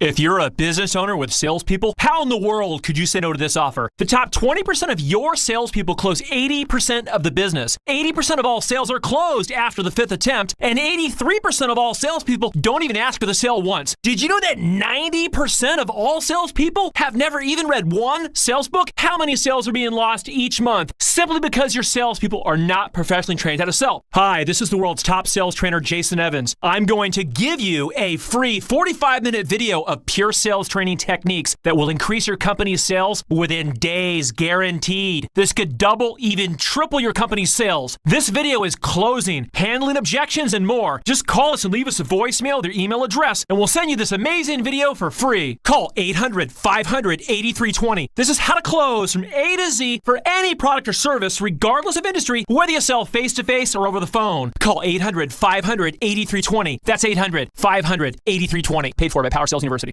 Attention, small business owners. Do you need funding for your business? At LendSeek.com, we provide revenue-based working capital programs from $20,000 to $1 million. So whether it's funding for inventory, equipment, expansion, payroll, or other needs, seek no more. All it takes is just one simple application to access over 100 funding products that are powered through our breakthrough AI-enabled lending platform to get you the best options in today's marketplace. If you've been in business for at least 1 year with monthly revenue of at least $50,000, you can receive the business funding you need when it matters most, regardless of your personal credit score. Funds in your account in just 24 hours with no collateral, no prepayment penalties, and no restrictions on how you use the funds. There's no obligation and zero out-of-pocket costs. So apply for the business funding you need today at LendSeek.com. That's LendSeek.com.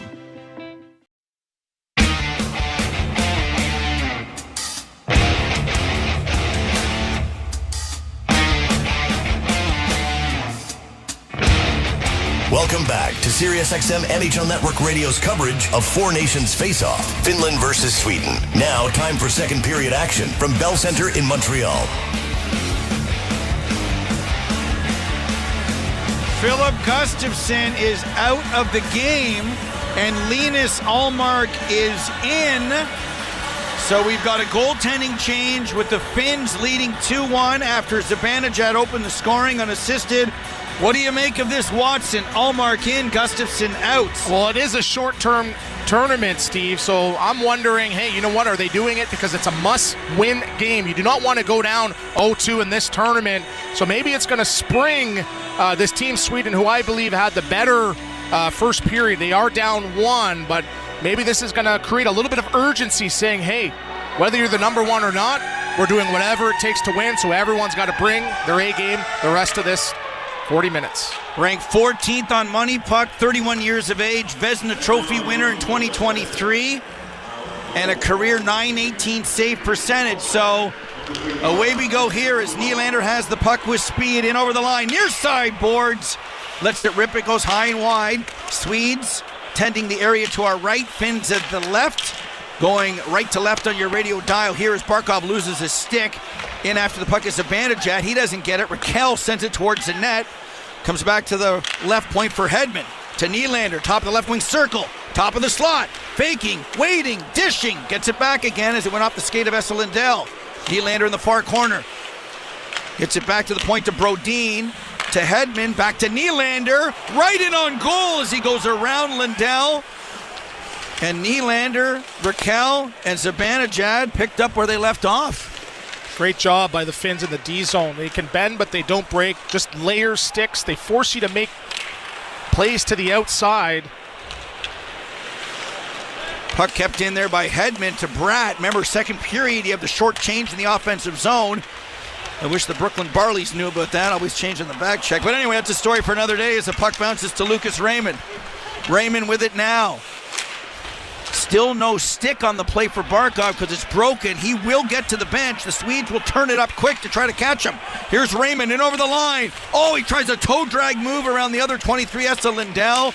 Boy, Lucas Raymond, I know it's a game and a period and a bit. He has stood out for me. Yeah. Dahlin to Forsling with a shot. Fires it wide. No, it hit the right post. Shooters right there behind Lankinen.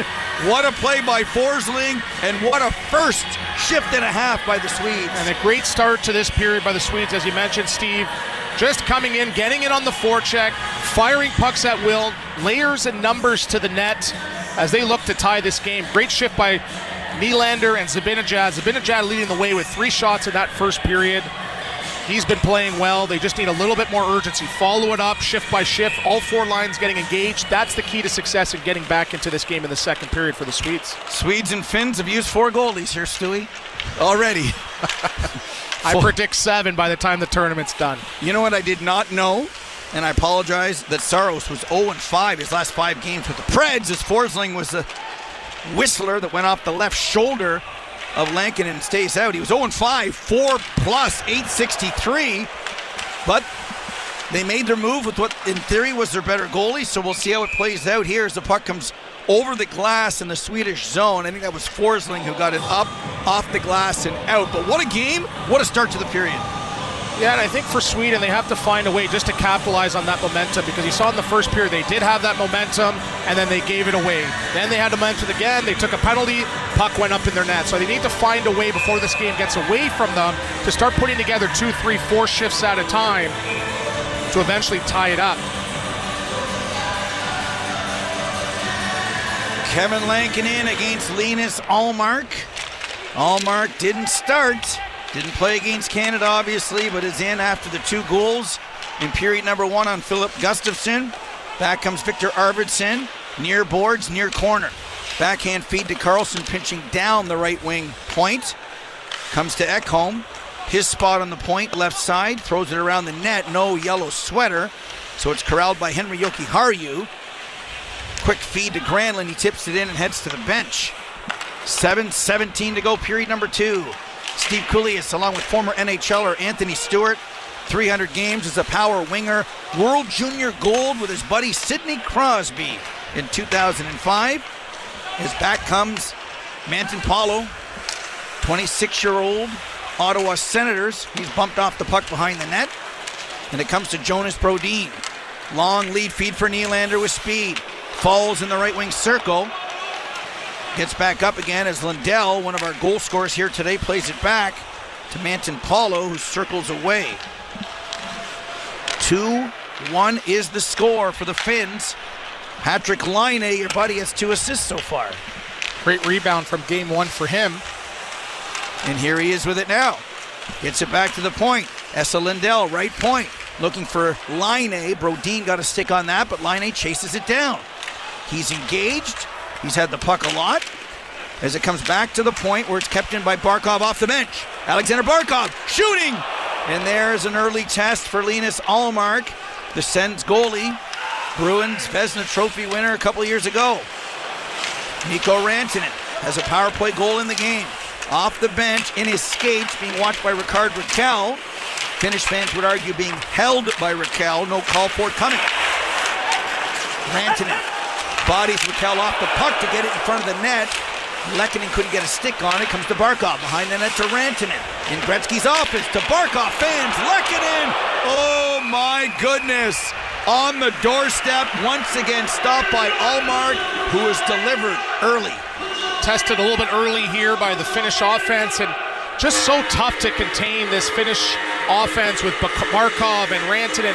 All big bodies and tremendously skilled, but they just take up so much space. They're tough to lean on, as they almost made it 3-1 if it wasn't for Ullmark being dialed in here early in this second period. Face-off to the right of the Sens netminder.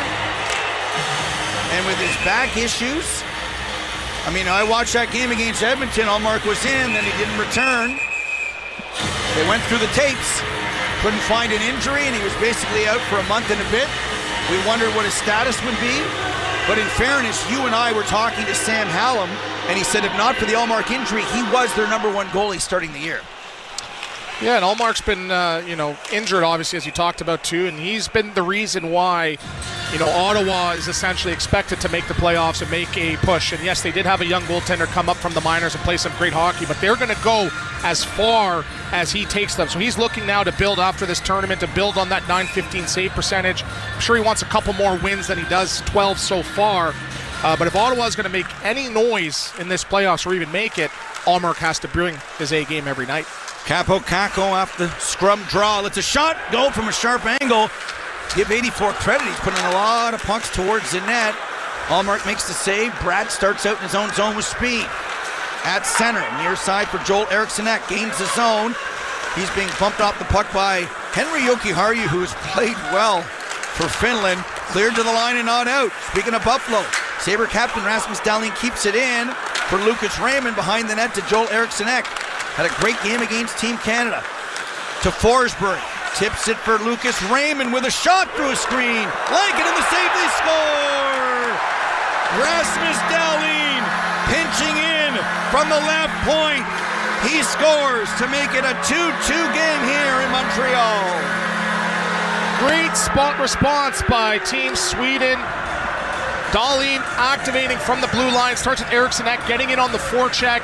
Getting it to the point. Layers to the net, shot, rebound, great one-hander by Eriksson. Right to Dahlin, who pots it in to make it 2-2. Great individual play by Eriksson, fighting through that traffic, one-hands it to the open space. Great response by Sweden, 2-2 early in the second.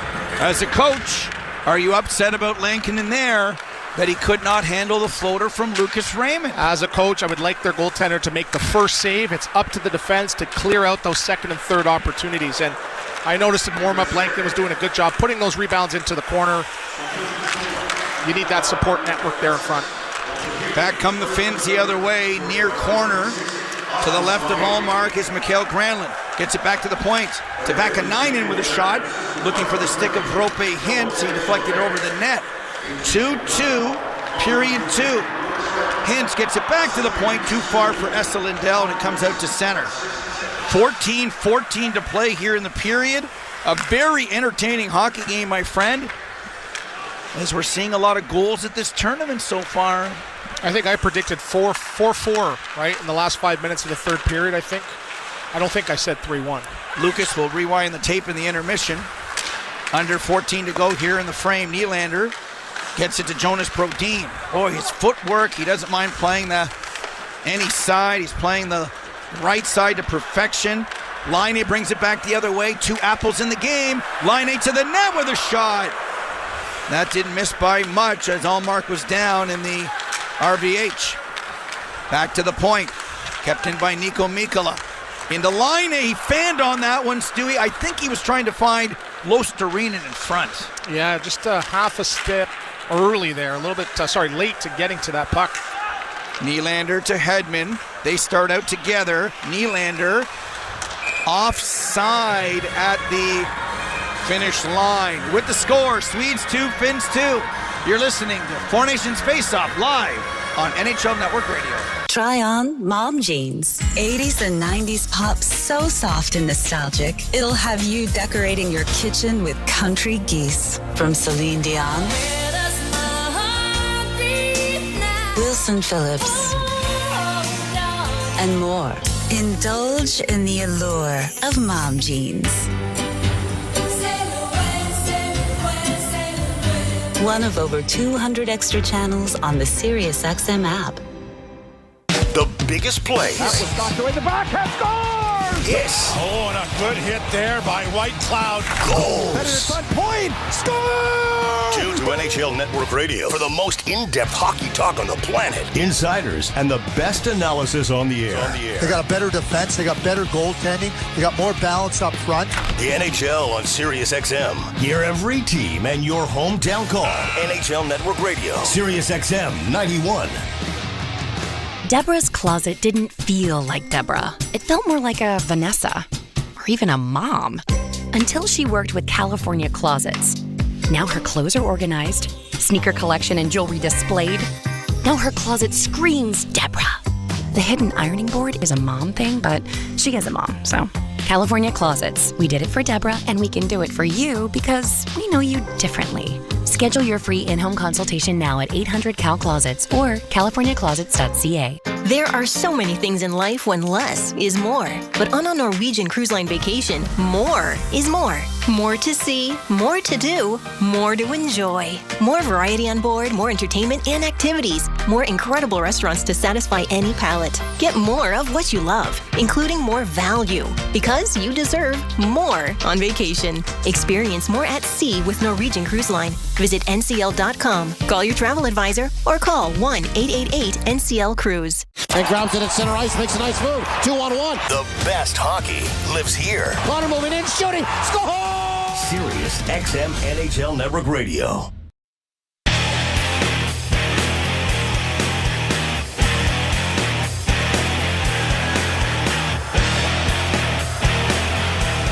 We're back live at the Bell Center in Montreal. Game number 3 of the 2025 Four Nations Faceoff, best on best.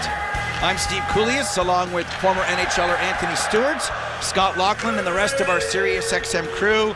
We've got a ton of storylines in this game. Swedes 2, Finns 2, Laine with 2 very important assists. And out of the game is Gustafsson after giving up 2 in the game and 6 in the tournament. And in is Linus Ullmark. What do you make of that move, my friend? Obviously paying early dividends as Sweden just seems to have a little bit more hop in their steps, and you can't necessarily fault Gustafsson on that, but in a short-term tournament, you can't have those 6 goals turn into 7 or 8. You need to do your best to try to turn the tide, and I see a change, and I can understand why it was needed. Gustav Forsling keeps it in, throws it around the boards, comes out the other side for Victor Arvidsson. Swedes going from right to left in their Trey Kroner gold. Each team at this tournament only has 1 sweater. Short tournament, why not? As the puck comes to Gustav Forsling. Back to Arvidsson, broken up by Esa Lindell. Up to Arturi Lankinen, the former Canadien, chips it in and heads off. Gustav Forsling behind his own net. 163. That's plus 163 in his NHL career. Stewie, most of that, surprise, surprise, no, is with the Florida Panthers. I'll have to check it up here, Steve, but I wonder if it's a contract year, and people say plus minus doesn't, but when you're plus 160 plus, that's great in contact. That shows that you're a good two-way defenseman, plays the right way, can play a lot of minutes, play a heavy game, and he's a big part of that Florida Panther blue line. Rasmus Dahlin played 7 minutes in the first period to lead the Swedes. Nico Mikkola and Esa Lindell, no surprise, were in the 7-minute category on the other side. Henry Jokiharju keeps the puck in at the right point. Over to Mikael Granlund. Tries to finesse himself to the net. Didn't work. Was broken up by Ekholm. And back comes Bratt the other way, 3-on-2. Over to Lucas Raymond. He got an assist on that last goal by Rasmus Dahlin, which means Lucas Raymond has 3 assists. And off the top of my head, Matthew Tkachuk has 3 points. Zach Werenski has 3 points. Crosby has 3 points, and now Lucas Raymond has 3 points. And he's one of those players that just quietly goes about his business, right? Scores 30 goals for the Detroit Red Wings, and they do have the DeBrincats and the Canes, but he is the engine for that Detroit Red Wing team. Puck is controlled by Erik Carlson in his own zone. 3-time Norris Trophy winner. Goes behind the net for safety and space of Linus Ullmark, who's come in and made 2 or 3 really nice stops. Forsberg gets it up to Kempe, in over the line. Kempe stops, back to Forsberg, broken up by Anton Lundell, who read that play perfectly. Laine at center with speed. Tries to attack the triangle on Jonas Brodin. Brodin takes him into the boards. Laine tries to get it back to the point, but Forsberg is there. Finns swarm on the forecheck, Stewie. If there's one yellow sweater, there's 2 white sweaters, although they lose this battle as the Swedes get it out to center. Trying to chip it in far side is Forsberg. Instead of getting it in, he gets it into the bench. And you know what? That's not a bad whistle sometimes. Accidentally into your bench, and you change now with no fear of a quick up. Nothing wrong with that. And this Finnish team, they just have numbers and supporting the puck. And I talked about that in the first period. You might beat one guy with a toe drag, but here comes maybe the defenseman stepping up. Maybe it's the weak side defenseman that's surfing over for support. So you really almost have to make 2-3 perfect plays to get a scoring opportunity against this Finnish team. Face-off controlled by the Swedes. Rickard Rakell dumps it in, and there goes Nylander in after it. Nylander battling with Nico Mikkola. 3 white sweaters get to it. Erik Haula, the roll of the centerman, down low. Got control of it momentarily. Now Lindell tries to get it to Haula, but it's William Nylander with Yeoman's work in the corner there as F1. Capo Caco can't get it out. Rickard Rakell back to the point where Mika Zibanejad was doing his job with the pinching Jonas Brodin, a very well-coached Swedish team, right from the get-go. Puck cleared to the line, but off the stick of Hedman, over the glass and out of play. And one of the new rules that I love so much, basically every face-off stays in the offensive zone. So will this one as we head to break. It's 2-2 live from the Bell Center in Montreal. It's soccer's most thrilling league. Only the Premier League can make you feel like this. And now every match is on the SiriusXM app. Can you believe it? From the title race. This is remarkable. Keeps this title charge on track, surely. To the relegation fight. The impossible may still be possible. Hear every English Premier League match on SiriusXM FC 157 and the SiriusXM app. Just search for your favorite club. Four Nations Face-Off is here. Canada, USA, Sweden, and Finland face off for hockey supremacy. Pass across. Ullmark with a fabulous save. Hear all the action on SiriusXM NHL Network Radio, live from Montreal and Boston. Four Nations Face-Off. Visit SiriusXM.ca/4Nations for schedules.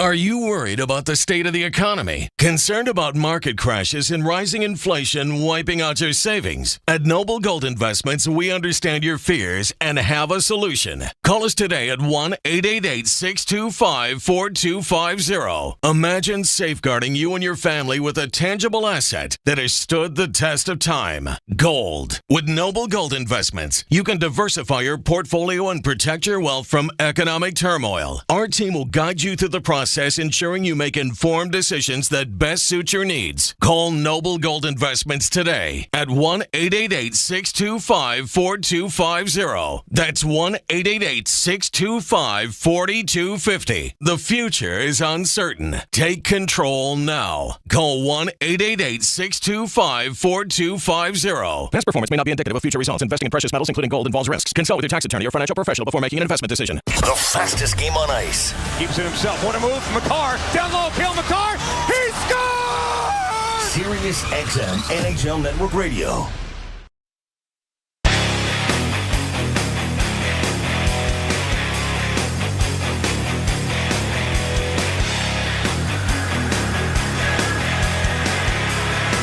Welcome back to live action at the Bell Center in Montreal. I'm Steve Cooley with Anthony Stewart and the rest of our SiriusXM crew. I'd like to say hello to hockey fans in Canada, the United States, Newfoundland, and around the world, and our friend in New Zealand who's listening.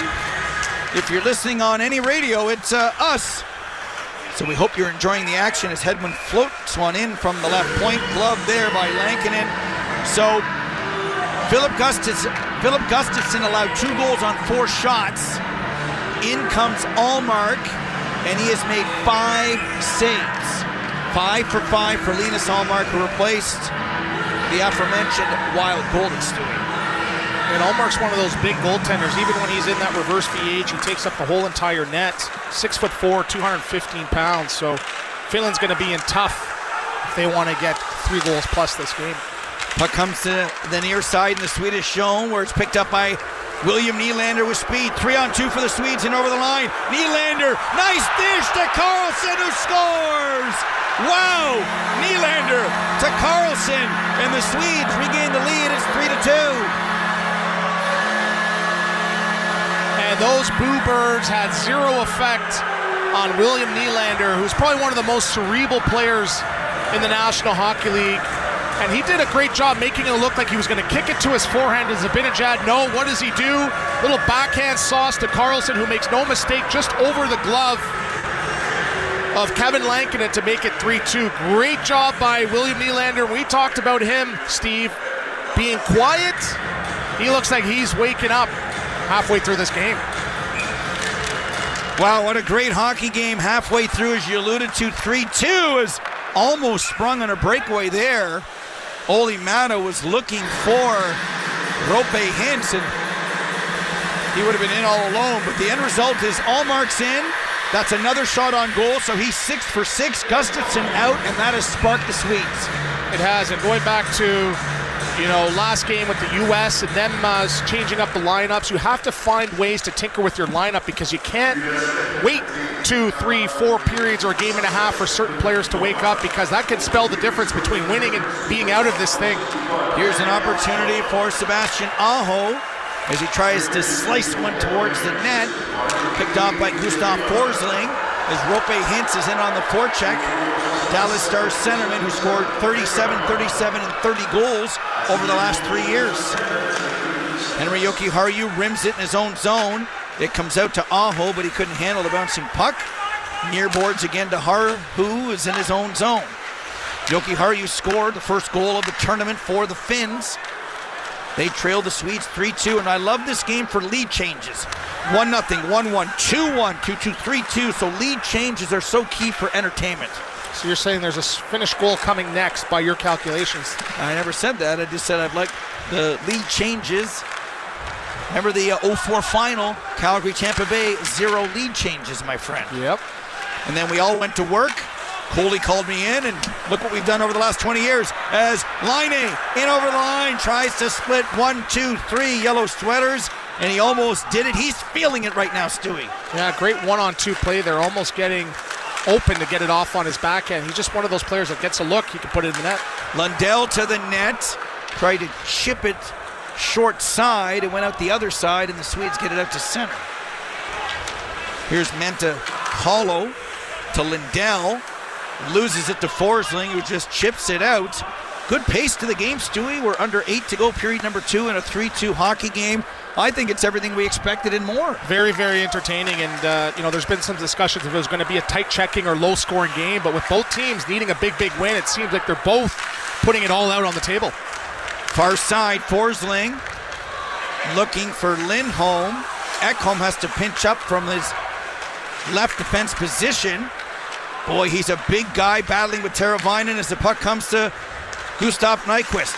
Centers it in front, goes off the skate of Lindholm. I think that would have counted, no kicking motion, as Lindell comes away with the puck. Far side in his own zone. Tries to get it to Teravainen, slides over everybody, and then Carlson corrals it to the Oiler defenseman Ekholm, to Zibanejad, to Victor Arvidsson. You heard that clank off the glass as he was aiming for the top left corner.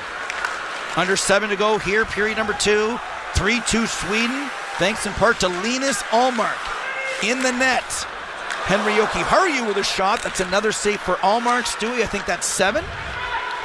He's in the zone right now. He's in the zone like you at the 05 World Juniors. When you tell the listeners, oh, by the way, on Don Mills, by the way, what are you doing for Don Mills Organization Minor Hockey now? Well, I was elected yesterday officially as the new president of Don Mills Flyers, and definitely excited to bring back hockey to the east end of Toronto, and a lot of great kids that I'm looking forward to working with, and doing our best to try to lower some of the financial burdens. And it's expensive not just for a certain demographic, it's expensive for everybody. So as much as we try to lower the prices, we're just trying to create value for the overgrowing costs of the game of minor hockey. In the third period, for the listeners, we'll give away, if they want to help, $5, $10, what they can do, Stewie.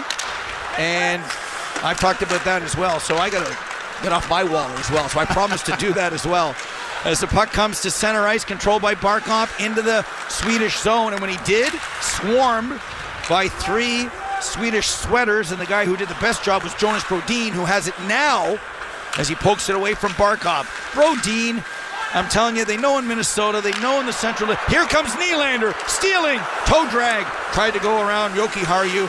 I just love 25 and everything that he can do. And we talk about stats and points a lot. Shot suppression defense.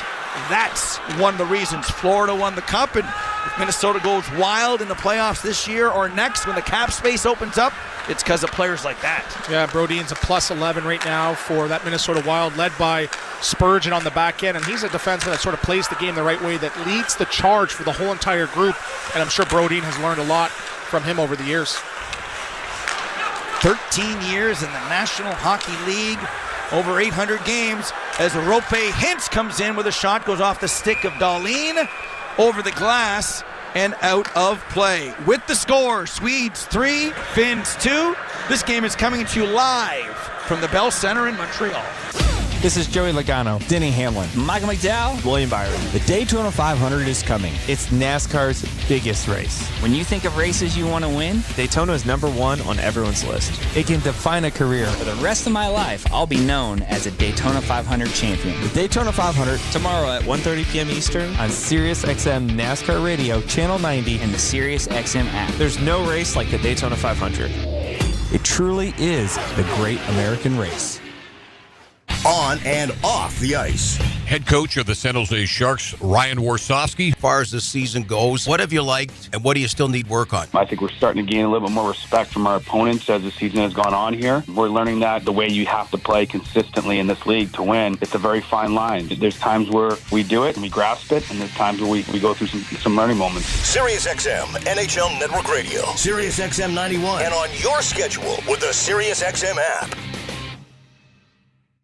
It's common knowledge that after age 30, our metabolism changes. We have less energy and gain weight easier. There's a way to feel better, not in years or months, but sometimes in just days. I'm Chuck Norris. I tried everything. Working with a team of health experts, we came up with Morning Kick. Morning Kick is a revolutionary new formula that combines all my favorite supplements into one daily drink. Morning Kick has probiotics to help you lose weight, prebiotics for digestion, superfoods for muscles and joints, and powerful anti-aging supplements. It'll help you feel youthful, energized, and helps manage stress. I look and feel better than I have in years. Go to roundhouseprovisions.com, use code WORK, or text WORK to 511-511 and claim 40% off. Roundhouseprovisions.com, code WORK. Every purchase comes with our 90-day money-back guarantee. You could be feeling these changes within just a couple of days. Text WORK to 511-511. These statements have not been evaluated by the FDA. This product is not intended to diagnose, treat, cure, or prevent any disease. Tax fees may apply. Here comes Russ. The biggest names in the game. Back in front, they score!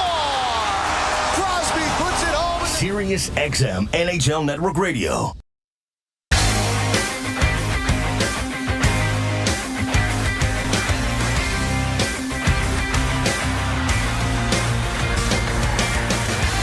We're back live from the Bell Center in Montreal, where the Swedes lead the Finns 3-2. So many storylines, but storyline number one is Linus Ullmark starts the second period down 2-1, and the Swedes now lead 3-2. He has been perfect.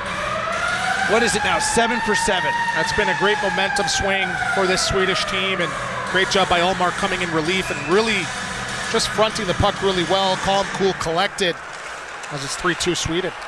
Faceoff controlled by the Finns to the right of Ullmark. Granlund got a speed wobble, fell down, but got up again to make a play to Kako, but it still dribbles to Gustav Forsling near side, and they get it out to Joel Eriksson Ek, who chips it to center. Under 5 to go. 3-2 for the Swedes. All the big boys are on the board. On the other side, huge storyline. You talked about it in the pregame show, and you nailed it in terms of Mr. Patrik Laine, 2 assists so far. And he's a big game player, right? Almost when you're about to write him off, he finds a way to show up and play big. And the moment's never too big for him, as he's got 2 big assists and one of the star players for Finland so far. Lucas Raymond gets the puck into the Finnish zone, loses the handle, skated out far side by Nico Mikkola. As we approach the 16-minute mark here in a very entertaining game, doubleheader Saturday for Sirius XM, NHL Network Radio, and the tournament. Still to come, Stewie. Team Canada, USA, for the 20th time, best on best. Canada's record against the US, 14-4-1. But many of those wins in the early days when the Americans, quite frankly, didn't have enough Americans in the NHL to form a team. And the excitement is definitely building throughout the city. And just talking to a lot of fans the last couple of days, they talked about just what a great game they're expecting as just sort of a precursor for the finals, according to some of their fans. So, you mentioned you're taking a nap after this game. I'm going to be doing some push-ups, getting prepared for Canada versus U.S. Well, let me know if you need a spotter. Face-off controlled by the Swedes. Zibanejad for Carlson. He tried to feather that through, but it was blocked. Here's Kempe. He's been a story again today, as he was against Team Canada. Towards the net, Zibanejad tried to tip it down. Didn't work, but he's still dog on the bone on the puck. Carlson can't keep it in, so he goes D to D at center ice.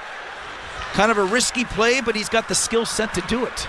Yes, and Kempe in LA, where they play a bit of a stingy style of play, where those numbers would probably reflect a little bit higher, maybe in the Eastern Conference or more offensively gifted teams, but 25 goals. I think that the adjustment is probably 30 plus if he was in a more freewheeling system. Yep, first round pick in 2014, seasons of 35, 41, and 28, as puck is controlled now by Lindholm behind his own net. He tries to find Nylander. We have a foot race. No icing on the play as Victor Arvidsson beats Henri Jokiharju to the puck. It comes to Olli Määttä, and back comes Barkov the other way. 3 minutes to go in the second period. Finns need something here. Mikko Rantanen spins away from one. Gives it to Määttä. In front, they score! Kako was on the doorstep. I think it went off Kako and in. The Finns needed something. They got it from the former New York Ranger. And Finland back in the game. Great job by Rantanen, spinning off the wall and hitting an activating Määttä. And Kako just finds a way to get to the net. And Finn, so big, strong, tough to play against, redirects it to tie the game. So great job for Kako, who went from the press box to the score sheet in short order. And great job by Finland getting back to the basics in tying the game 3-3. Barkov was also there. I don't know if it hit his stick. I think it hit both. Give it to Kako. Kako needs a win, right? He got traded from the Rangers, elevated his game with Seattle. A lot of international experience, playing world championships at 18 years old. Let's give him the goal here. I'm thinking he got it from my eyes. Either way, what a play by Barkov to gain the zone. Olli Määttä will get a point no matter what, so that's his second of the tournament. As back comes Rickard Rakell. He fans on it, and it's a 3-on-2 for the Finns. Rope Hintz to Mikael Granlund. Back to Rope Hintz with a shot. Saved by Linus Ullmark. And, yep, our producer Bruce Bolton is right. It's Barkov's goal. Kako and Olli Määttä. So a double deflection in front. You can't blame Ullmark. And we're tied 3-3 with 2 minutes to go, Stewie, in what's been a heck of a hockey game.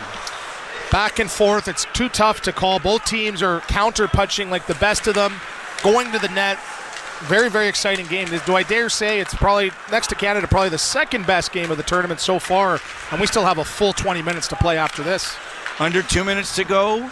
Period number 2. That's the first goal that Linus Ullmark has allowed since he's come in. That lead feed for Lucas Raymond deflected by Kaapo Kakko over the glass and out of play. And Finland just has to continue to play that way. They have 6 forwards over 6'3" and getting to the net, and Ullmark is so big, he gets across the crease. You have to go there in numbers and layers, as it looked like it was Kaapo Kakko, but him and Barkov both stationed with their sticks in the crease, redirecting that. That's how you beat a goaltender of that stature and status. And Barkov, the pro that he is and the captain, he doesn't say anything. Kaapo Kakko gets his moment, gets an assist, and remember, he is in for Yoel Armia. So right now, a lot of the coaching moves and maneuvering we've seen on both sides, like Laine, like Ullmark. I got to think right now, you always talk about playing chess and checkers. These coaches aren't playing checkers. This is a game of chess, and the moves have worked. 100%, and we forgot to mention the Tkachuks, which seemed like they turned the tide against Finland last game as well.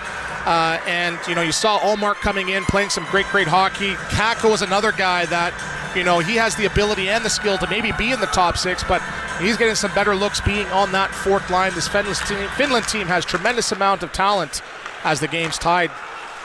Faceoff controlled by the Finns. They couldn't keep it in, so Joel Eriksson Ek skates it to center, gains the zone, flips one in on Kevin Lankinen. He looks around to play it, makes the smart play there, Stewie, and hangs on for the faceoff.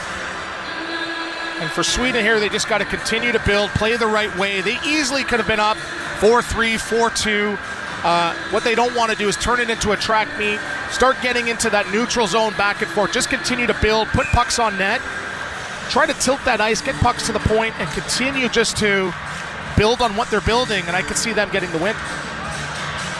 Barkov for the goal. We talked about him. He had 5 shots last game and played, 21 minutes? They needed more from Rantanen, who didn't have a shot on goal. He's got a goal. They needed more from Laine, who had 1 shot on goal. He has 2 assists. And we've got a great matchup here as Hedman lost his stick, almost gloved the puck. Is that a penalty? No, he shoveled the puck.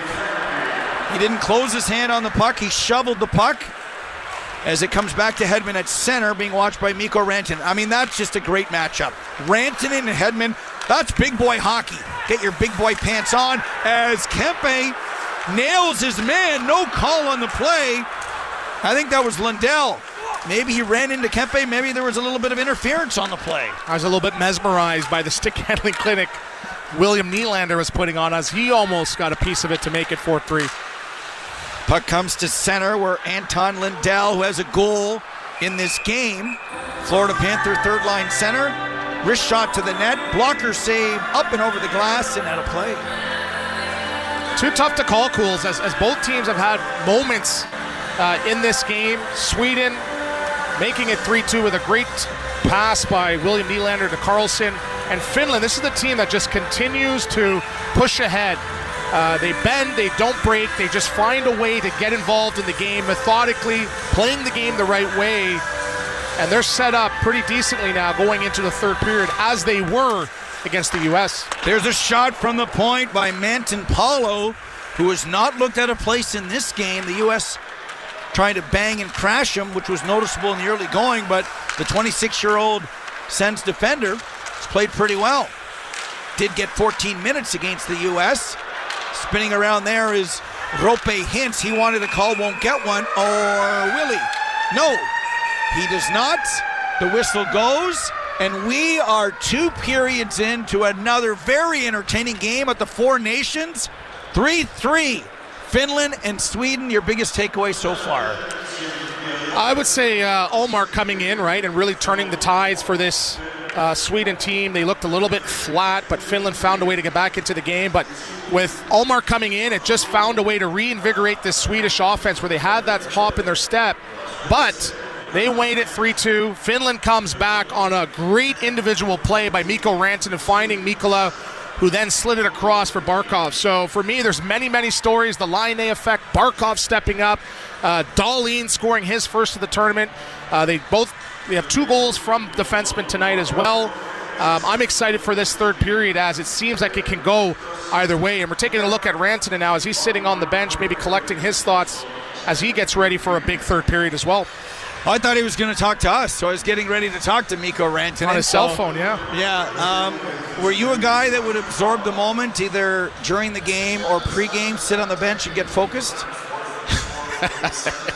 I had a very odd routine where, and God rest his soul, Ruslan Saleh, I would sit on the toilet in between periods, and he used to come in and say, Stewie, it's not a library. So that was sort of my routine in between periods. But thanks for asking me as I overshare some information there.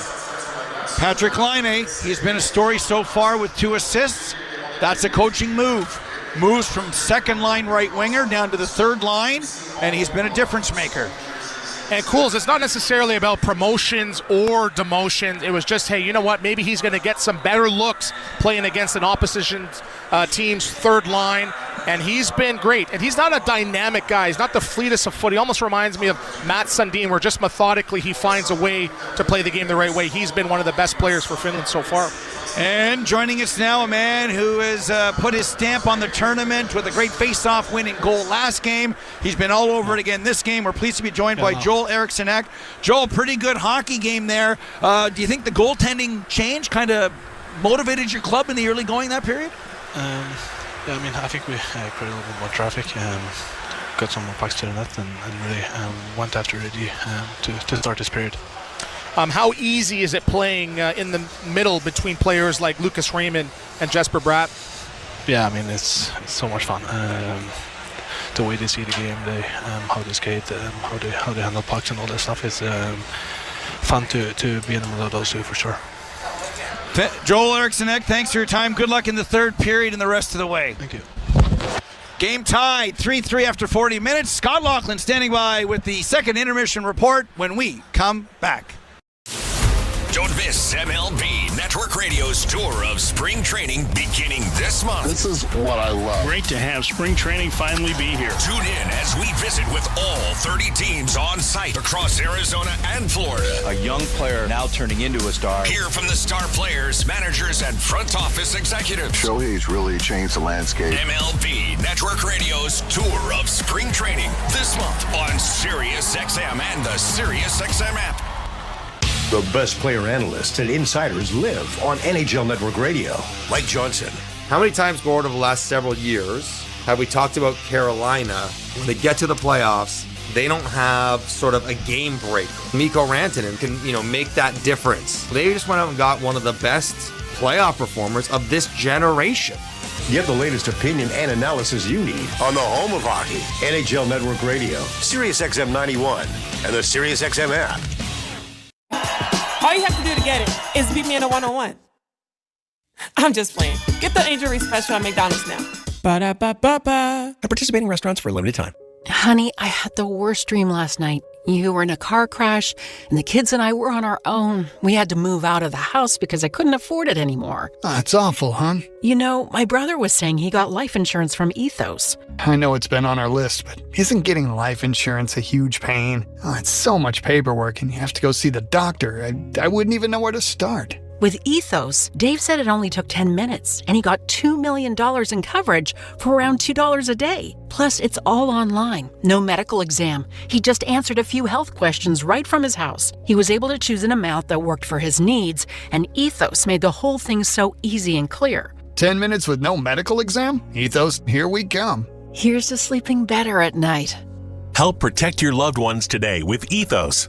Life insurance made easy. Visit applyethos.com to apply today. That's applyethos.com. Sample rate is a 10-year term life policy for 35-year-old healthy, non-smoking male. Billed monthly. It's common knowledge that after age 30, our metabolism changes. I'm Chuck Norris. I tried everything. Working with a team of health experts, we came up with Morning Kick. Morning Kick has probiotics to help you lose weight, prebiotics for digestion, and powerful anti-aging supplements. Go to roundhouseprovisions.com, use code WORK, or text WORK to 511-511 and claim 40% off. WORK to 511-511. These statements have not been evaluated by the FDA. This product is not intended to diagnose, treat, cure, or prevent any disease. Tax fees may apply.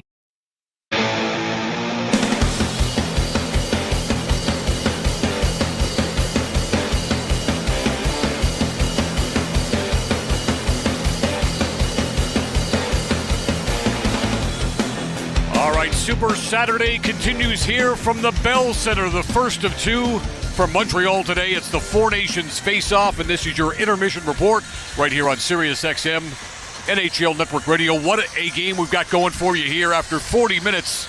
It's Team Finland 3, Team Sweden 3. We will revisit this one, and we'll revisit what I had to say in the last intermission report when after 20 minutes I predicted that Linus Ullmark would start on Monday against Team USA going back to Boston. Well, it didn't take long for Team Sweden to realize they needed to make a goaltending change, and they couldn't necessarily wait until Monday in Boston.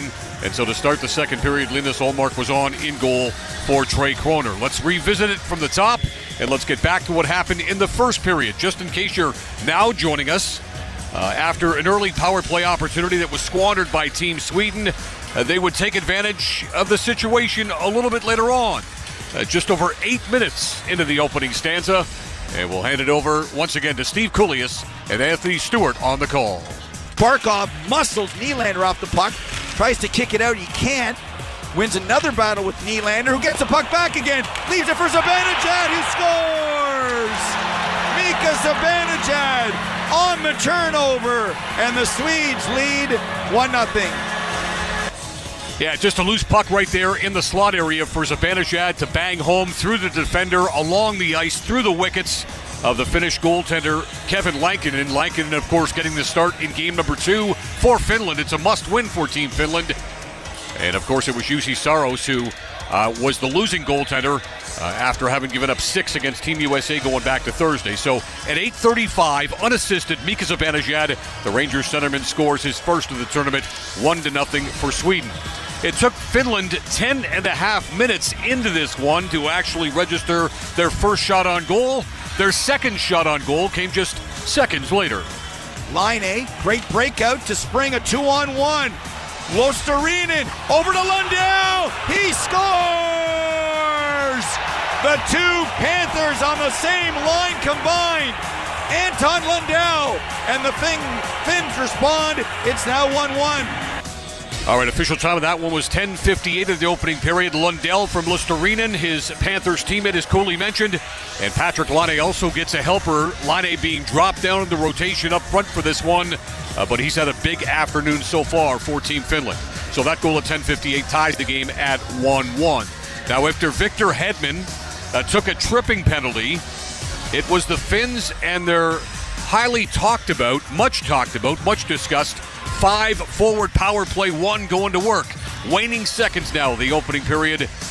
And it's Mikko Rantanen in the right place at the right time. And his one-timer beats the goaltender Philip Gustafsson, who after this basically would be headed for the showers. They're set up in the 1-3-1. Aho near side to Laine. In his office. Rink wide feed. They score! Roope Hintz at the side of the net, or was that Rantanen? No, Mikko Rantanen finally on the board, and it's 2-1 Finland. Yeah, so that 5-forward power play working to a T, their first man advantage goal of the tournament. Mikko Rantanen gets the goal from Laine, his second assist of the afternoon. Sebastian Aho on that great feed as well. It was 2-1 for Team Finland after 20 minutes of play. The Finns in front despite being outshot 8-4 in the opening period by Team Sweden. So 2 goals on 4 shots for Finland. And I went on record as making the prediction that Ullmark would play in Boston. Forget about it. He was playing in the second period of this one. Linus Ullmark, the Senators goaltender, on to start the second period. And just under 2 minutes into the second, he was put to the test. Lankinen couldn't get a stick on it. Comes to Barkov. Behind the net to Rantanen. In Gretzky's office to Barkov. Fans. Lankinen. Oh my goodness. On the doorstep. Once again stopped by Ullmark, who was delivered early. Well, he did deliver early, and he kept his team there within 1. And just a short time after that, back would come Sweden. And it's Lucas Raymond with a seemingly innocent shot from the point that Kevin Lankinen, as you'll hear, couldn't handle.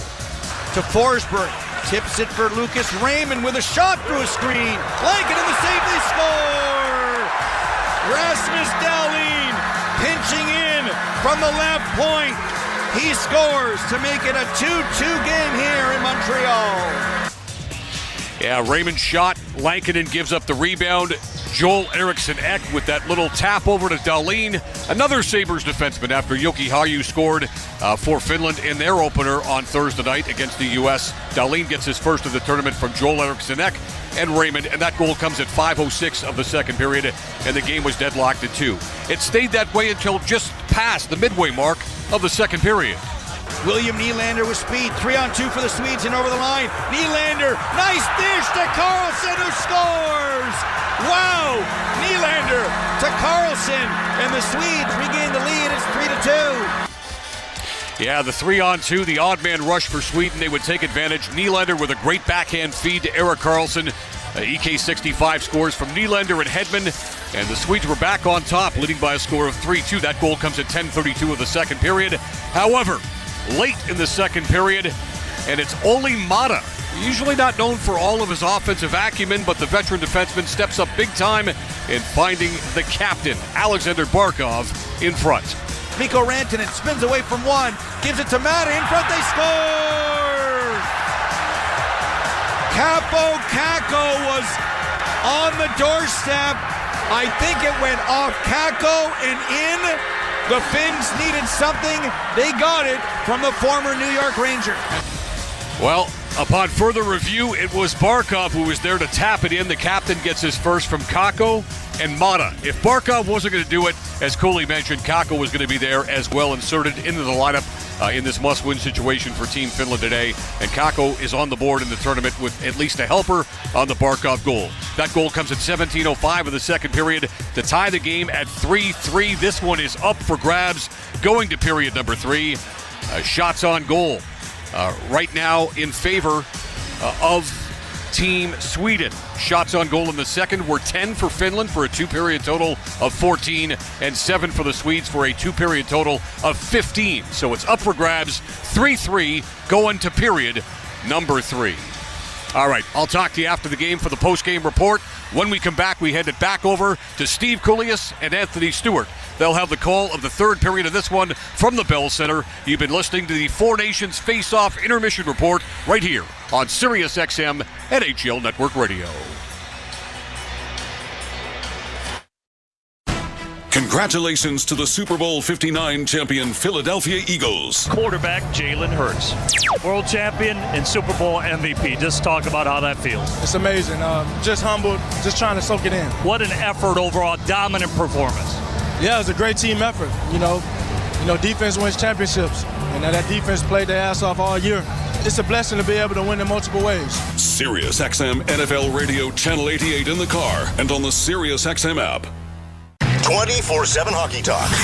Team Canada assistant coach Bruce Cassidy. It feels like every game has significant importance. Well, I think in playoffs you can live with a loss. I think in this tournament it's going to be a lot more difficult to live with a loss. Once you pull that sweater on, I think every country, it's about compete. The X's and O's part will come together as long as the players are on their toes and ready to go. Sirius XM NHL Network Radio. Sirius XM 91. And on your schedule with the Sirius XM app.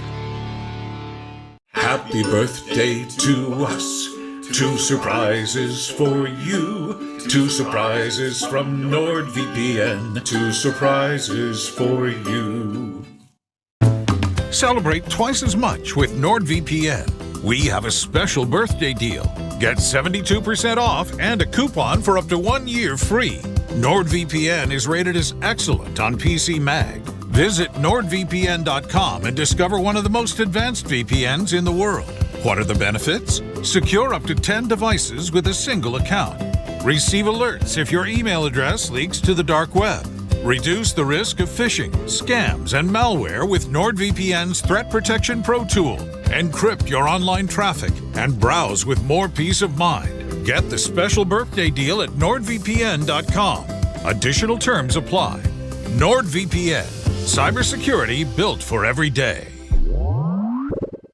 Do you owe $10,000 or more in credit card debt or personal loans? With credit card debt at all-time highs, Debt Relief Advocates is urgently notifying consumers of debt relief now being made available, designed to aid consumers with out-of-control credit card debt. Those who qualify and enroll for this relief program will only have to pay back a fraction of what they owe. This is not bankruptcy or a debt consolidation loan. This is a relief program that credit card companies would rather you not know about, as it ends your debt nightmare and saves you lots of money. Consumers owing at least $10,000 in credit card debt or personal loans can now take advantage of this debt relief as the cost of living skyrockets. Debt Relief Advocates has established a relief hotline for you to call to learn what debt reduction you may qualify for, so don't wait. For this free information, call the Relief Hotline at 800-515-8832. 800-515-8832. 800-515-8832.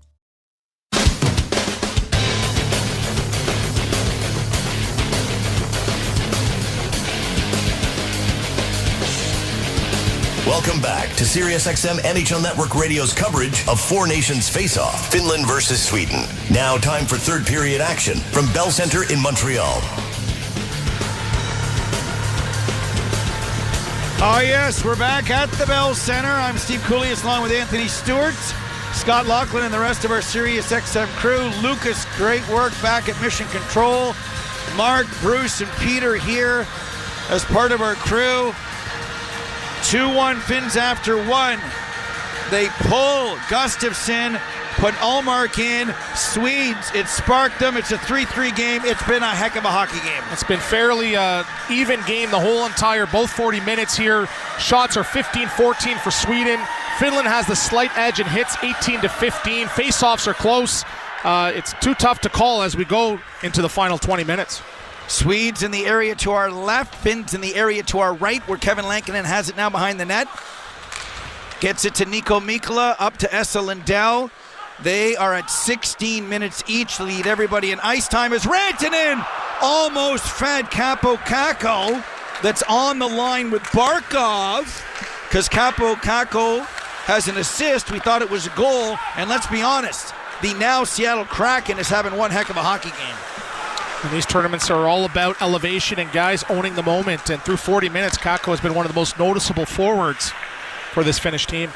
Adrian Kempe, who's had a great tournament so far, heads to the bench as he plays it back to Sabre captain Rasmus Dahlin, who has a goal in the game, pinching in from the left point. Long feed to Joel Eriksson Ek off his skate, no icing, as Henri Jokiharju goes in after it. Comes back to Joel Eriksson Ek, our second intermission guest. Back to the point to Gustav Forsling, far side left point. Throws it behind the net, but Henri Jokiharju read the play. And I'm going to guess if you're Lindy Ruff, you're going to think Henri Jokiharju is going to have a good finish to the season of what's been a terrible season in Buffalo. All is not going well, for lack of better words, in Buffalo, but you sell wins or you sell the future. So with players like that, hopefully the future is bright in Buffalo. Puck battle, far corner in the Finnish zone.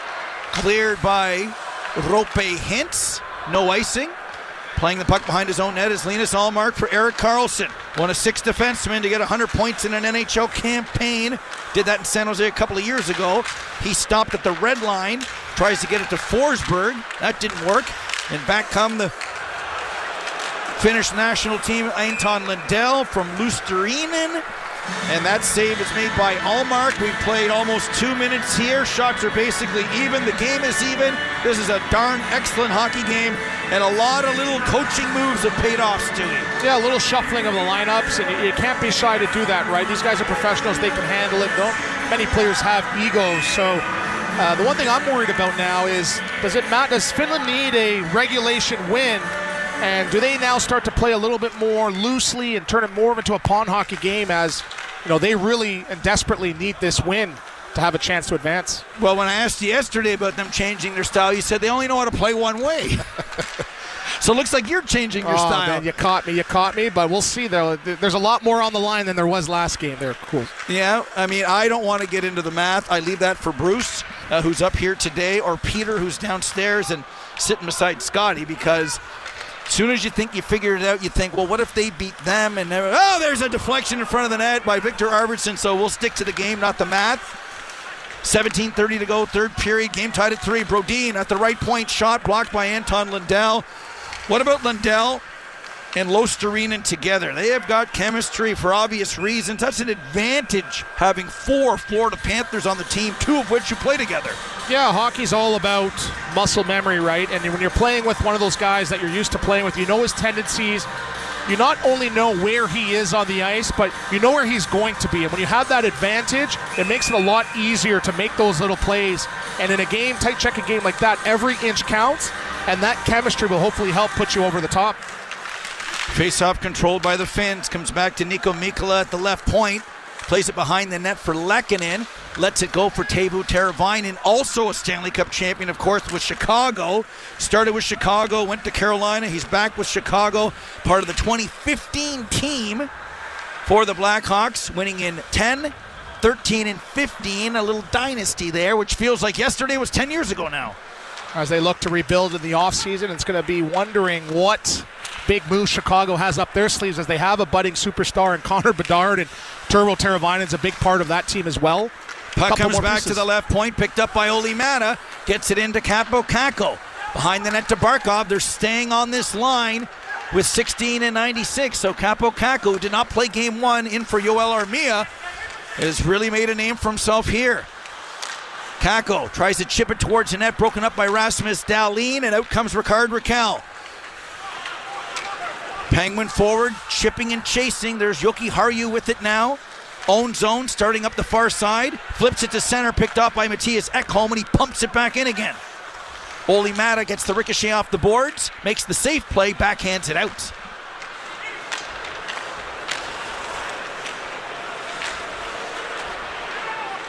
Here's Joki Harju in his own zone. Rink wide for Olli Määttä. Tries to feed Aho. That didn't work. Second chance Määttä once again. Gets it to Aho, chops it in. We approach the 5-minute mark here in period number 3. 3 points for a regulation win, as Stewie was alluding to. Kempe was going to go to the bench. He stays on, gets it to Zibanejad. Tried to find Nylander, was broken up in front there by Manton-Paulo, and back come the Finns the other way. Mikael Granlund, now the Dallas Stars with a shot, and I think Allmark got a glove on that one. He was looking for short side shelf, denied. Great job by Mikael Granlund on the entry there. Takes a look, lets the play develop. Nice drive. Pulls the trigger, twisted wrister. Allmark just gets a glove on that. Even though he's down and out, look, his head's still well above that crossbar. He's going to be tough to beat. I think it's going to be a low one going in if Finland looks to take the lead in this game. Patrik Laine back on the ice with the Panther teammates. Lundell gets chased from the circle. So Luostarinen will come in to take the draw. 5th year in Florida. Played 8 games for the Canes. Seems like eons ago.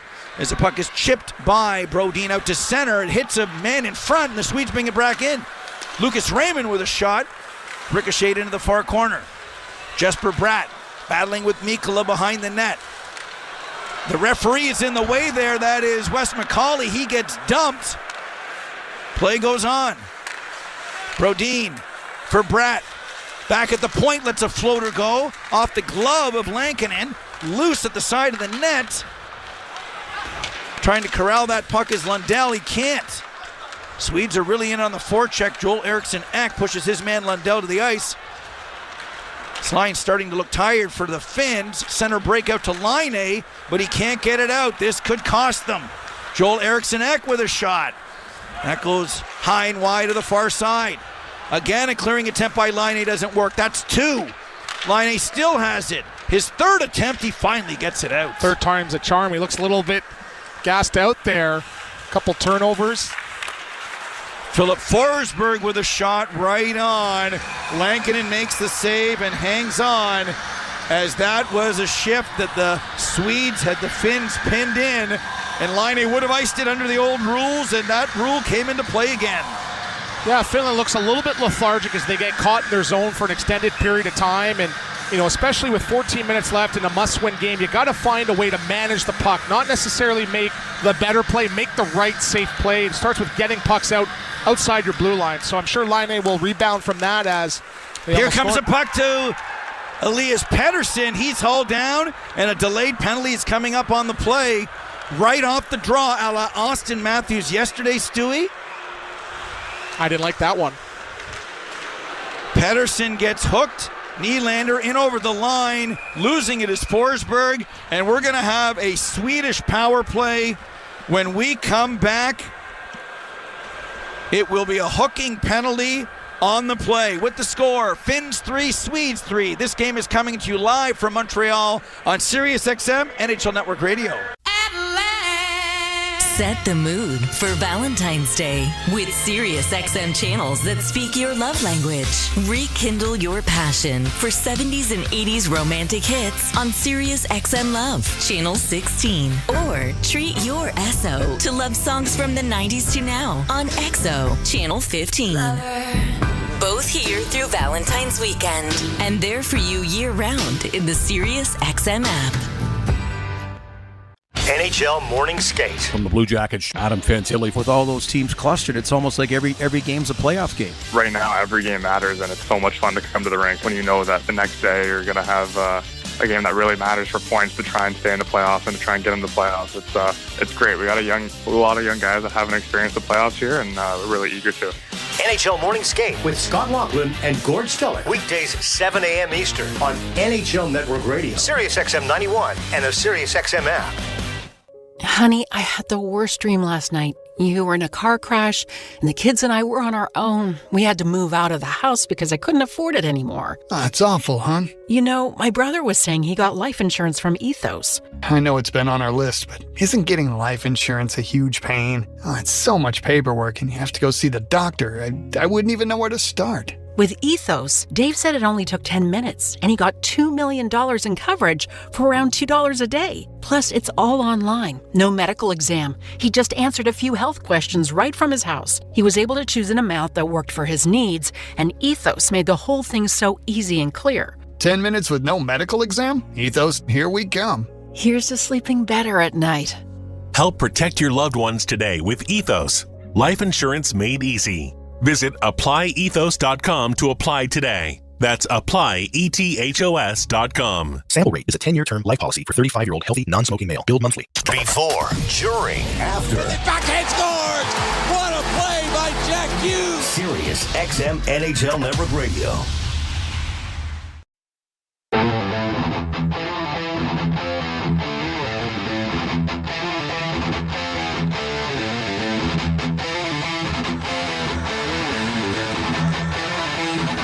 Catch NHL Morning Skate with Scott Laughlin, Gord Stellick, weekday mornings at 7 Eastern on NHL Network Radio, Sirius XM 91, and the Sirius XM app as well. Elias Pettersson hooked by Alexander Barkov. The best player, the best penalty killer is in the box. Stewie, second power play for the Swedes. Not the best timing to be taking a penalty if you are Team Finland. Let's see if Sweden capitalizes on the big mistake by the Finns. Finns win the draw but can't get it out. Comes back to the right point for Victor Hedman, two-time Cup champion, captain of the Lightning and the Swedes. Nylander fills in back at the right point. Rink wide for Hedman. Sizing it up, gives it to Lucas Raymond, left wing circle. Back to Hedman up top. Back to Raymond. In for Zibanejad, who has a goal in the game. Open the scoring. Rims the puck on the backhand to Nylander near boards. Nylander, hearing the boo birds, doesn't care. Gets it in deep. Far side for Lucas Raymond, who's had a great tournament already. Hedman up top to Nylander. High slot. No shot as he's watched by Losterainen. Comes back to Raymond. Over to Hedman, one-timer, broke his stick in half. He's got to go to the bench and get a new one, so we've got 4-on-4, which is advantage Finns, and they get it out. Insert complaining about the new composite sticks here.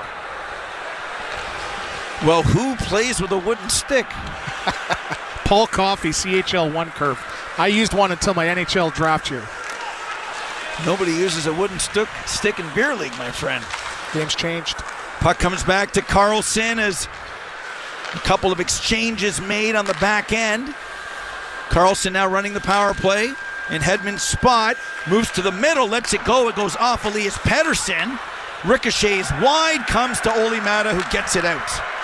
Great job by Carlson and just finding those little lanes. He does those little stutter steps to have the lane open up.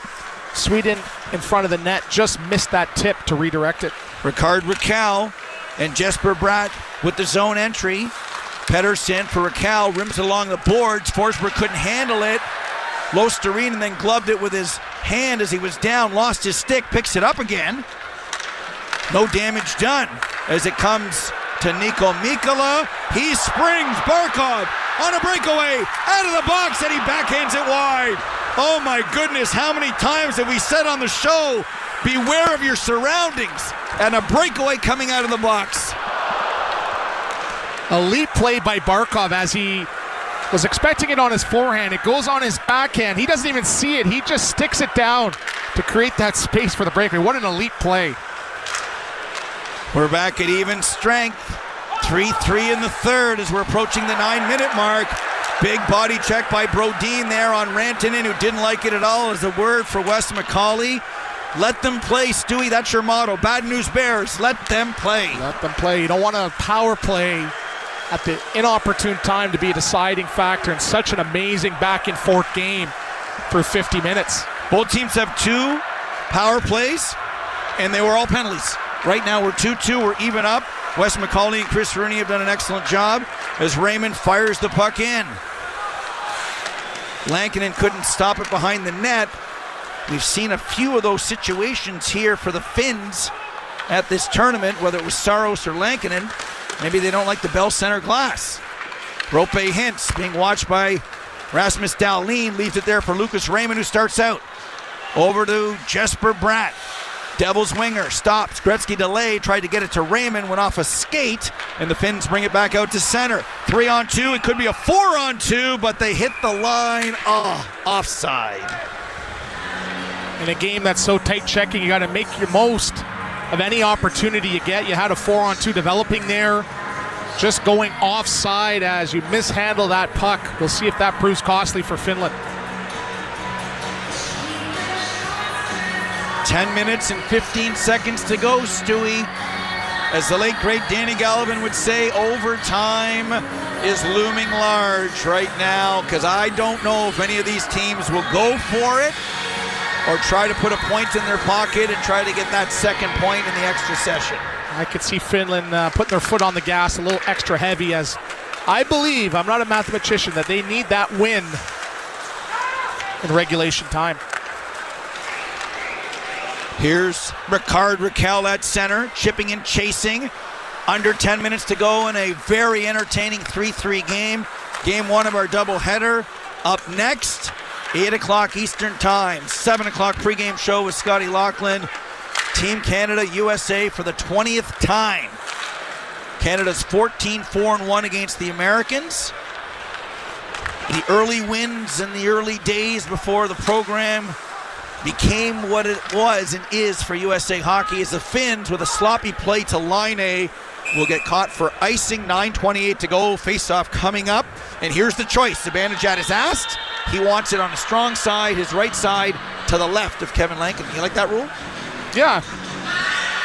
I like, obviously on your strong side there, you have a couple options. You push it forward or you win it on your backhand to the Swedish D, who did a great job in creating shot lanes, shooting for sticks for redirects as well too. Face-off controlled by the Finns. Good job, Erik Haula, but the first attempt, they can't get it out with Olli Määttä. Zibanejad, rink wide for Hedman with a shot. Blocker saved by Kevin Lankinen. They won the draw, they had control, but they couldn't get it out. Here's Laine again. On the backhand, he gives it away. Erik Haula tries to come in and clean up the mess. Throws it back behind the net for Lindell, but Nylander won the puck battle. Hedman, right point. Up top to Carlson, to Zibanejad. Here to Adrian Kempe. He leaves it for Carlson, but a good play by Losterinen to get it out. They exchange 2 forwards, 1 defenseman. We get a stoppage, and mercifully, a TV radio timeout. Game tied 3-3 in the third.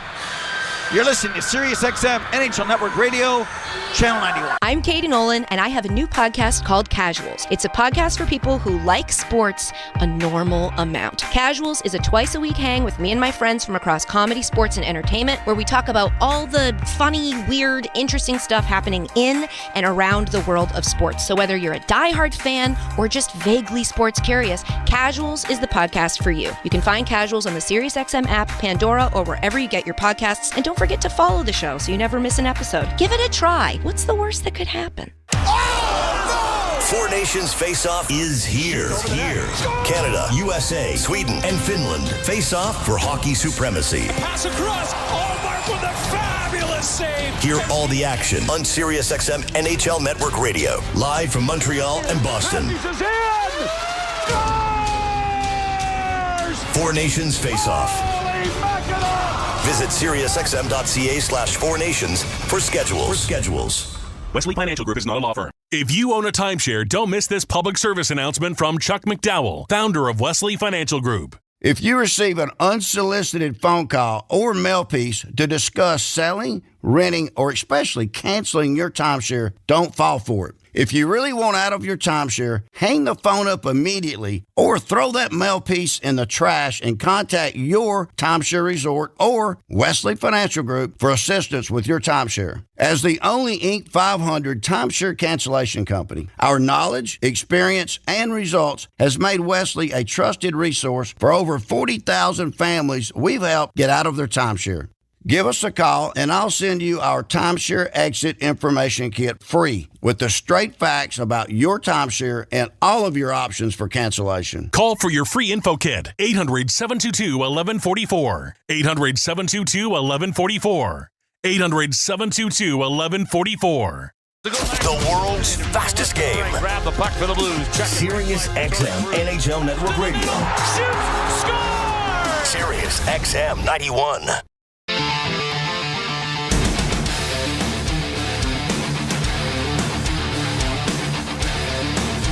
Welcome back live on SiriusXM NHL Network Radio, our continuing coverage of the Four Nations Face-Off, live from the Bell Center in Montreal, doubleheader Saturday.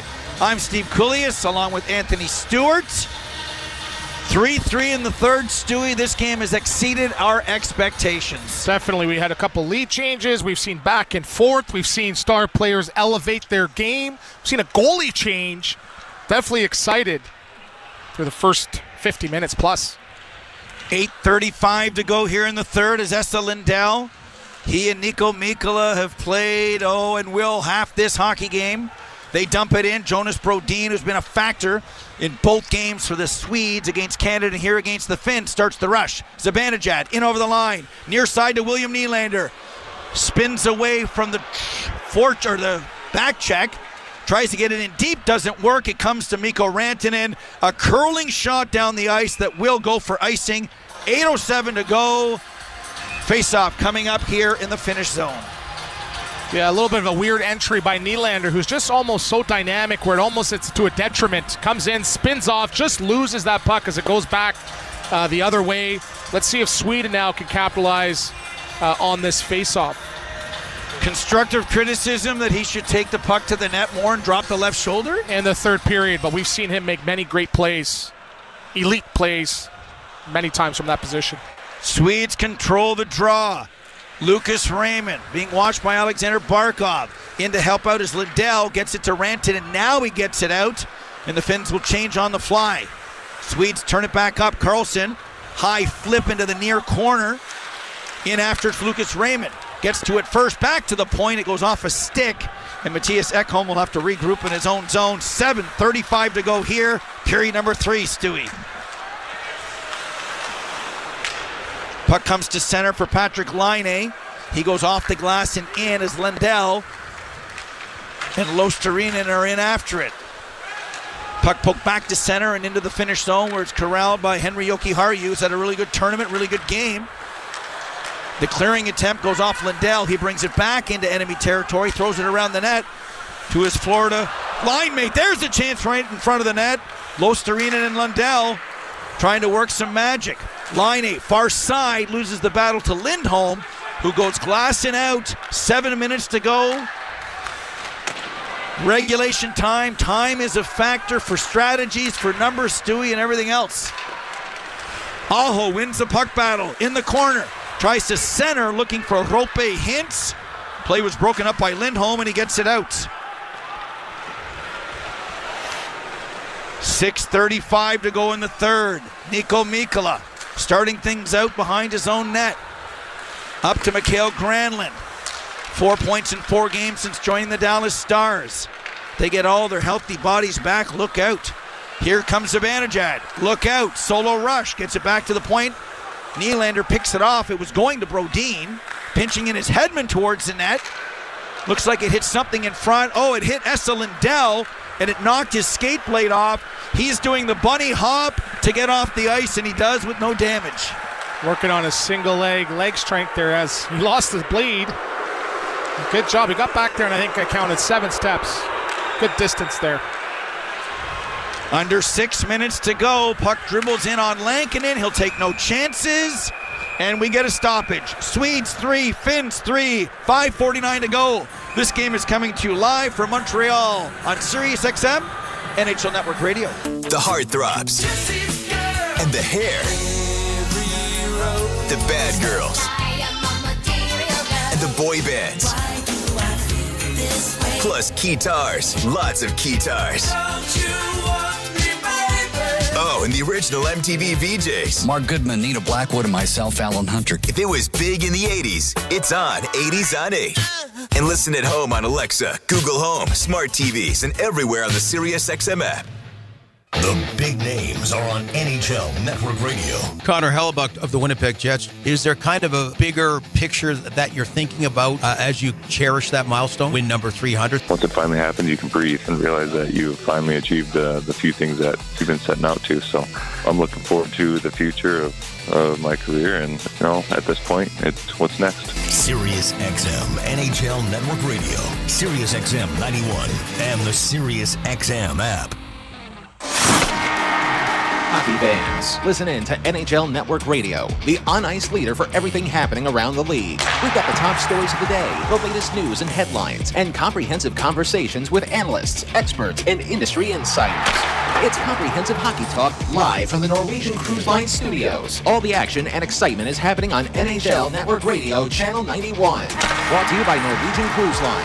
Experience more at sea with Norwegian Cruise Line. Visit ncl.com.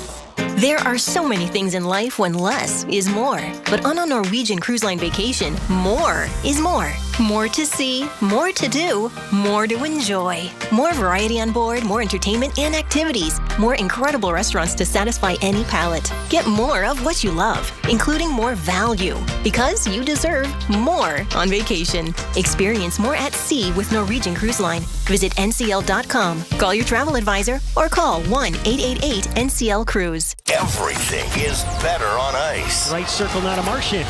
Shoots, he scores! Sirius XM NHL Network Radio.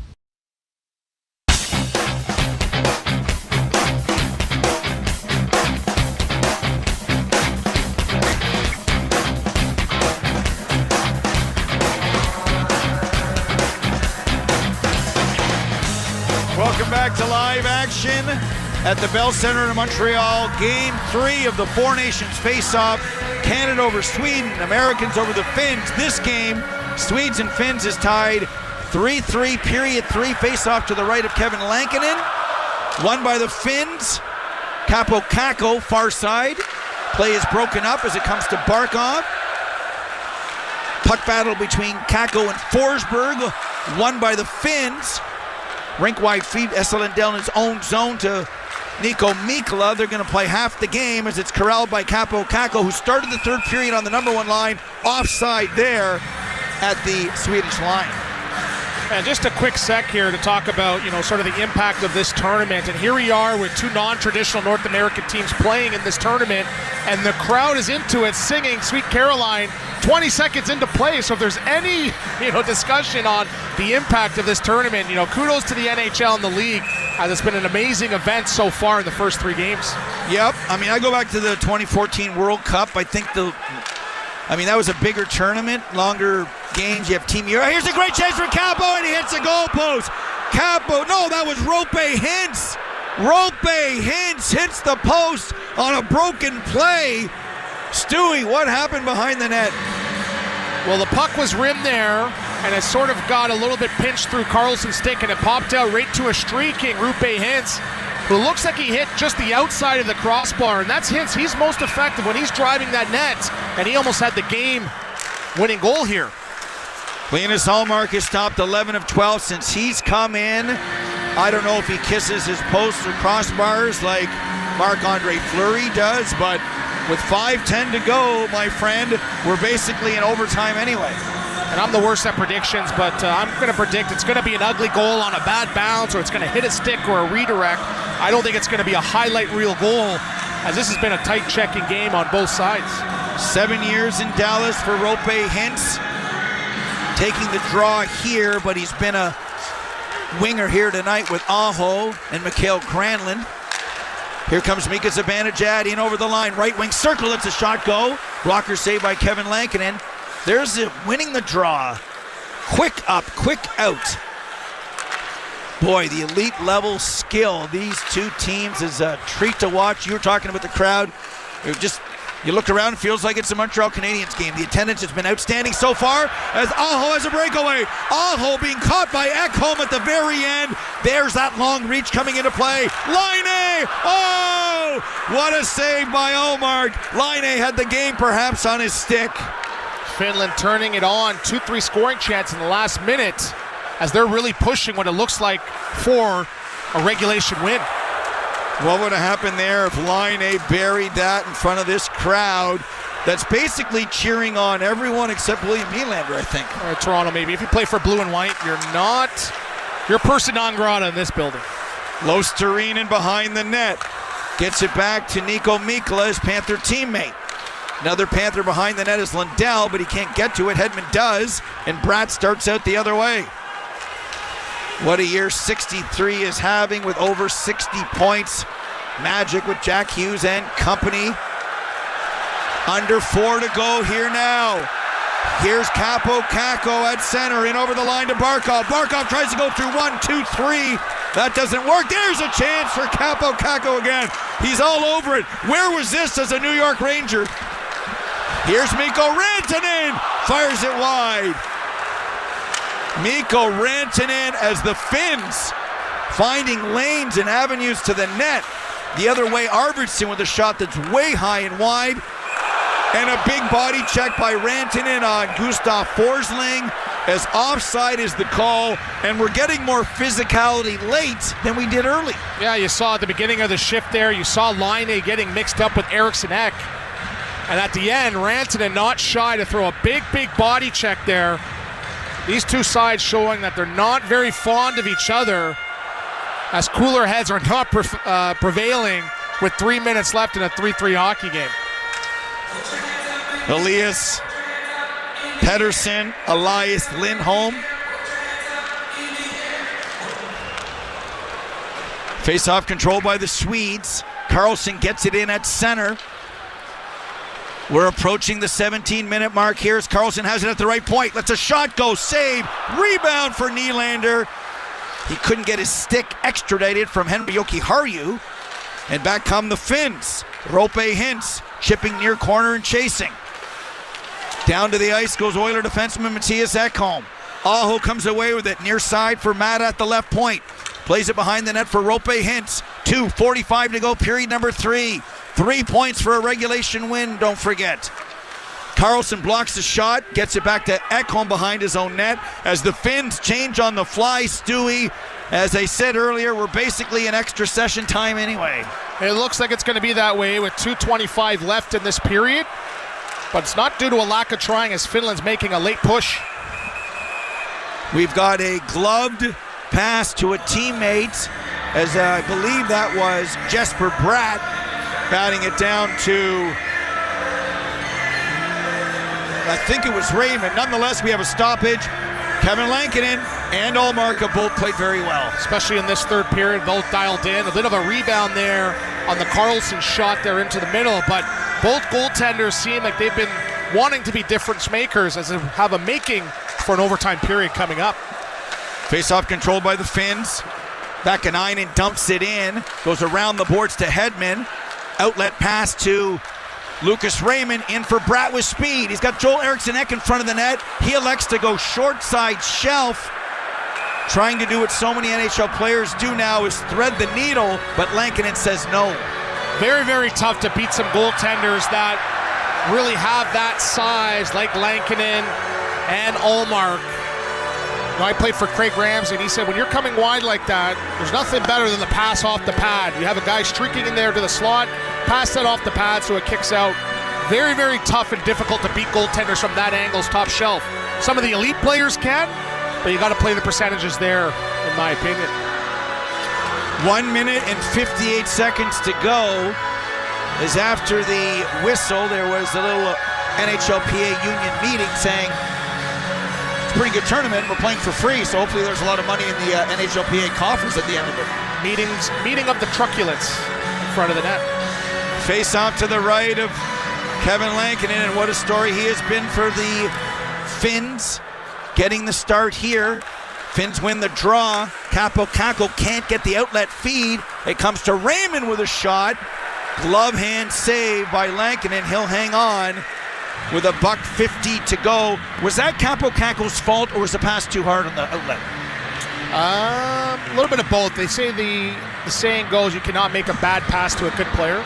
So I know Kakko is a little bit younger, on the younger side, but you got to find a way to knock that down or create possession of it. He's had a very good game so far. He did not play in the first game. Yoel Armia did. Barkov on the draw against Zibanejad. Zibanejad gets tossed. Nylander comes in. Kempe to his right, Zibanejad to his left, but Barkov wins yet another draw. And the Finns with the high flip. Esa Lindell looking for Mikko Rantanen. The defensive play, that could be an offensive play, Stewie. Almost worked there. As it comes to Adrian Kempe for Carlson, goes off his skate. He had a lane. Streaking in there, and we saw him jump in earlier to score his tournament's first goal. Long lead feed for Capo Kakko. Out comes Ullmark to play because Kakko might have had an opportunity to corral that loose puck in the offensive zone with 1:20 to go here in regulation. Carlson rink wide to his partner Hedman. Into Adrian Kempe. To Nylander, right wing circle. He's brought down. Perhaps a hook. Play goes on. Barkov near side for Aho. In over the line. He's being checked by Zibanejad. Barkov gets bumped by Hedman. There's Michel Lacroix. Under a minute to go here in a thrilling 3-3 game 3 of the 2025 Four Nations. Jesper Bratt trying to end it himself. A solo dash doesn't work. 45 seconds to go. Puck is behind the Finnish net. Controlled by Olli Määttä, two-time Cup champion. To Henri Jokiharju. Up to Granlund, who just got a stick on it or it would have been icing. Great stick. Puck comes to center for Lucas Raymond. Under 30 to go. Raymond has Joel Eriksson Ek in front of the net. He elects to come in to be F2 to get some help. Instead it comes to Capo Kakko, can't get it out. Carlson to Raymond, off his thigh and then batted to center ice. 13 seconds to go. And it looks like we're going to have our second thrilling 3-on-3 10-minute or less overtime. 3, 2, 1. Here's the siren.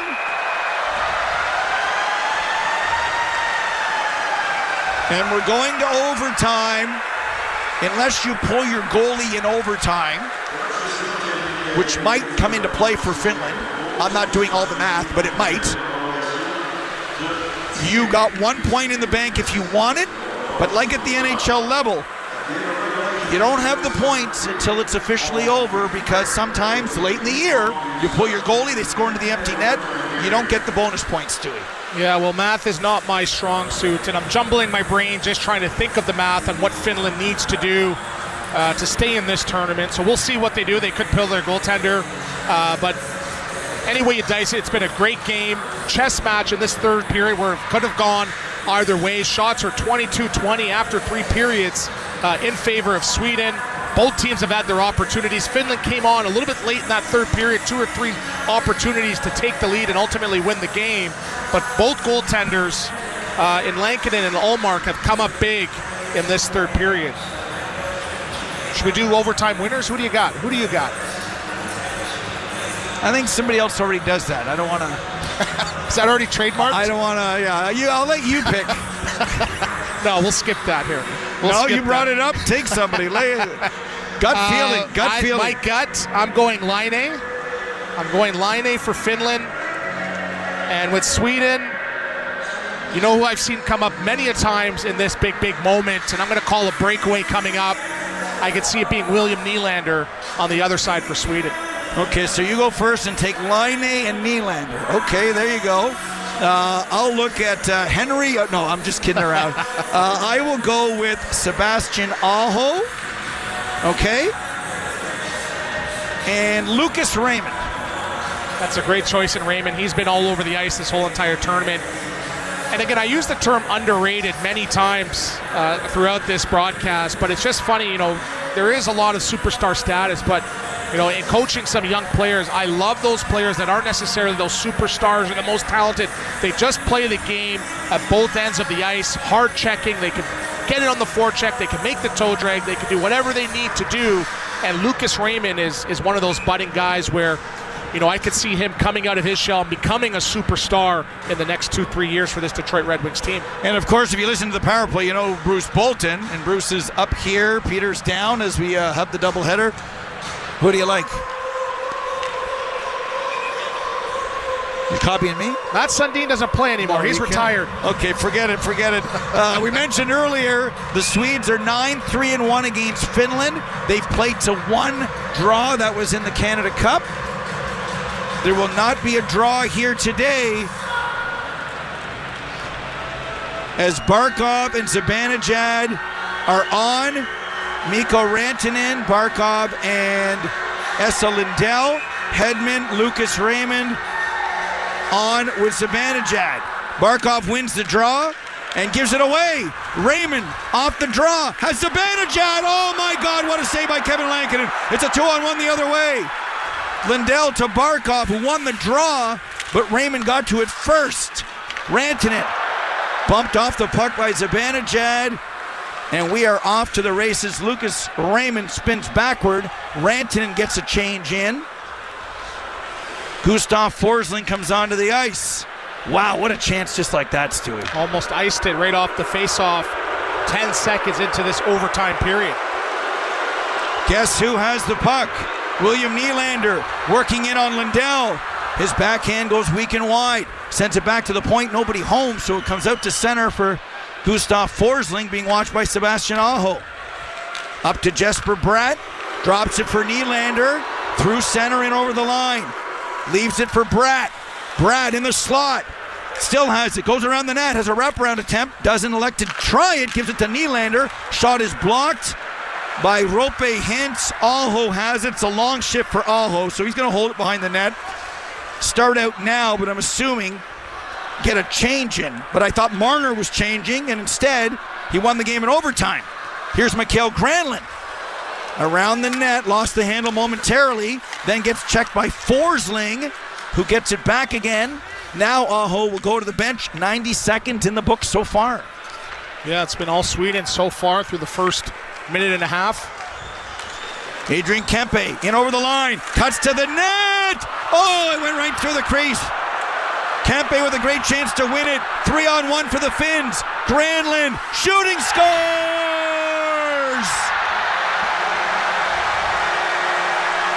Mikael Granlund in overtime. The Finns are still alive. They win. A thriller. And what a game and what a finish it has been. And Sweden the other way almost iced it as it got caught up at Kevin Lankinen's feet. Adrian Kempe driving the net. They go up the other way. Granlund with the entry. Mikkola driving the net, draws the Swedish defender over. And Granlund makes no mistake as he goes 5-hole. Great job here. He doesn't just fire it right away. Lets the play develop. Gets it through the wickets of Ullmark.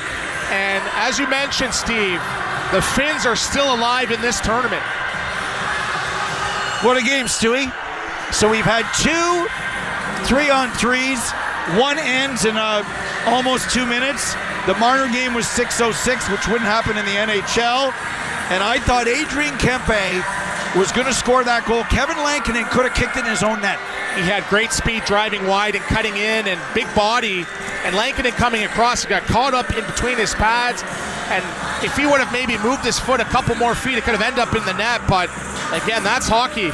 Almost a goal one way, puck goes up the other, and we got a great finish by this Finns. So many great strategic moves in the game. Patrik Laine, you love that move. Obviously, Allmark, we're not blaming him for this game because they were losing when he came in. And Capo Caco. I think that this is one of the best games I've seen Capo Caco play. And I see him on the top unit, and you wonder, and I know Ranger fans are saying, where was that for so many years on Broadway? Yes, and sometimes, when you play in these tournaments, you just elevate your game and when you're representing your country, and Caco's been one of those guys that's had tremendous amount of experience playing in the World Championships before his NHL draft as well, so he's a big game player. You mentioned Allmark coming in relief, so makes me now get a little excited if there's going to be any changes with this Canada and U.S. roster. Guy Carbonneau is on the ice now to present the Rolex watch to the player of the game. Do you have a player of the game? I think you got to give it to Granlund and scoring the game winner. You? And you know who made a nice play on that too? Nico Mikkola. He got it up for his first point of the tournament. And he and Lindell, and you're right, it is Mikael Granlund, he and Lindell have been goal. I want to see the ice time. I want to see the final ice time in this hockey game. And, I'm sure they're going right to the ice bath as, those horses have played a lot of minutes, and you got to be relied upon when you're certain defenders here. You saw on the other end with Forsling and Hedman, those guys are playing big minutes as well. But when you're playing for your country and you have your crest on the front, you just find a way to almost have superhuman powers out there, and it powers you through to ultimately win the gold medal. Nico Mikkola, 26 minutes and 28 plus for Esa Lindell, my friend. That's all worlds, as they would say, right? And those guys have been horses on both ends of the puck, and I believe it was Mikkola after he made the pass. Did he not join the rush and drive the net there? There's no way he could have got up in there, but great job by him. No, I think it was him. Yeah. I think it was him. So do the math. He made the pass. How did he get up there? Right? But it just shows, we talked about those superhuman powers that you get when you're representing your country. Amazing play by Mikkola on both ends of the puck. What a game, Stewie. Simply put, Anthony Stewart, former NHLer. What a great game. Well, thank you, Steve Coolius, for power play. It has. And this tournament has been built. It's like, what are we doing next month? What are we doing? Are we working World Championships? I'm ready to go. I'm ready for anything that the league is willing to feed with regards to best on best. And, I'm excited for, the Olympics and seeing what a Czechia can do, a Slovakia, Germany. Like, I want to see an expansion of this because every game has been definitely exciting. You see the buzz in the rink where the Bell Center is 90%, 95% full. The excitement has been there, and it's a tremendous build-up for this game tonight in a couple hours between Team USA and Team Canada. Well, speaking of events, I've already rented a place in Tuscany. They say you can't rent a place in Tuscany, but I have one. I might still have my place in Switzerland when I played in the Swiss League. Maybe I can drive over. How long is that drive? I'm not too sure. I don't like to drive in Europe. They're crazy there. Sweden took a 1-0 lead. Finns tied it, took a 2-1 lead. Swedes tied it, took a 3-2 lead. Finns tied it on the double deflection, 3-3, and then the Finns win it in overtime. That's lead change hockey, my friend. That's what makes it exciting. The Swedes play 2 games and lose both in overtime, so they've got 2 points. They can get to 5. The Finns have 2. They can get to 5. Canada and the USA play. There's 3 points on the line. The USA has 3. Canada has 2. So I think all the permutations and recipes for standings are all still in play. That makes the tournament better as well. Yes, and we talked about the Finns maybe finishing the tournament near the bottom, but they control their own destiny, and that's what this tournament's about. All teams are very, very competitive, but I'm most impressed by the resilience of this Finnish team. They just find a way to march. Whether they're down 1 goal, 2 goal, they find a way to get back into the game. And you look about that 3 minutes that they had against the U.S. where the game went from 2-1 to 5-1. they've been playing some solid, great hockey, for the rest of those games that they played, including tonight. So great resiliency, great job by the back end. They've been getting the saves when they need them most. And it's like we talked about. Yes, we know who the favorites are, but these guys are not the underdogs in any sense of the word by the way that they've been playing and getting the win tonight. And we know who's starting next game for the Finns in Boston on Monday. Kevin Lankinen. I'm looking. Is there? Well, UPL. How's he doing? What's he having for dinner tonight? Who knows? But obviously, it's going to be Lankinen. He found a way to get the 2 points tonight. He was dialed in. We talked about the rebound control and all that, but when it mattered most, he found a way to propel this Finnish team to victory today. We've got a great second game coming up. The rivalry between Finland and Sweden was on display here, and of course, later on, Scotty will get into the matchup between Canada and USA for the 20th time ever best on best, starting in 1976. I mentioned earlier the big stat: Finland was only 3-9-1 against Sweden, all-time best on best, starting again at that Canada Cup. 4th win. They didn't win the gold in 2006. This might be the 2nd or 3rd biggest win for the Finns against the Swedes ever in country history. Yes, and you look at them as they evolve into a superpower in hockey, and just seeing some of the superstars that they have throughout the National Hockey League starring for their teams, in Barkov and Aho in Carolina. Same thing with Rantanen, and we've seen the ups and downs of Laine. He had another great game. So looking at this Finnish team, you sell wins or you sell hope. Very, very hopeful for the future of Finnish hockey. So it's been great, and that's what this tournament's all about, competitiveness, right? You don't want to see any blowouts, any 8-1 games, 9-1 games. And, other than that misstep that they had against the U.S., that was a close game, through 40 minutes, and they just found a way to have the game get away from them. But they've been solid, nonetheless, the rest of the tournament. And you know what? At the end of the day, we talk about being entertained and having games very competitive. The floater by Tkachuk got away from Saros and changed that game.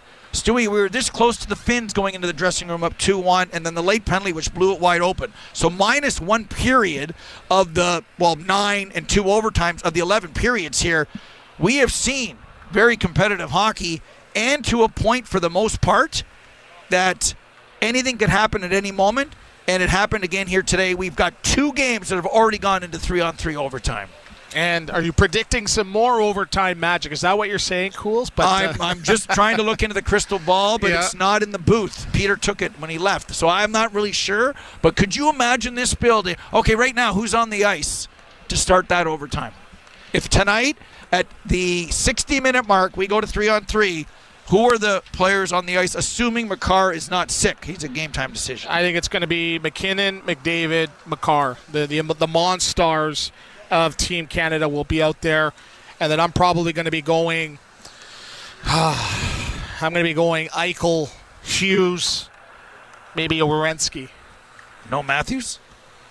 Remember, does he start for Toronto? Remember, sometimes he comes off relief because the opening draw. He might not win that draw. Remember, who used to win that draw for Toronto? I think it was Pierre Engvall would start, or Camp would start, and then he'd jump over the boards. David Camp.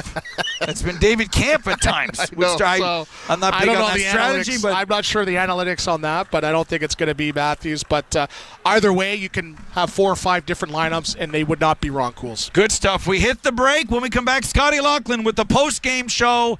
You will hear us in 4 hours from now. Final score, 4-3 in favor of the Finns. Team Canada against USA this evening. Scotty Laughlin is next. The big play. Fakes. Save.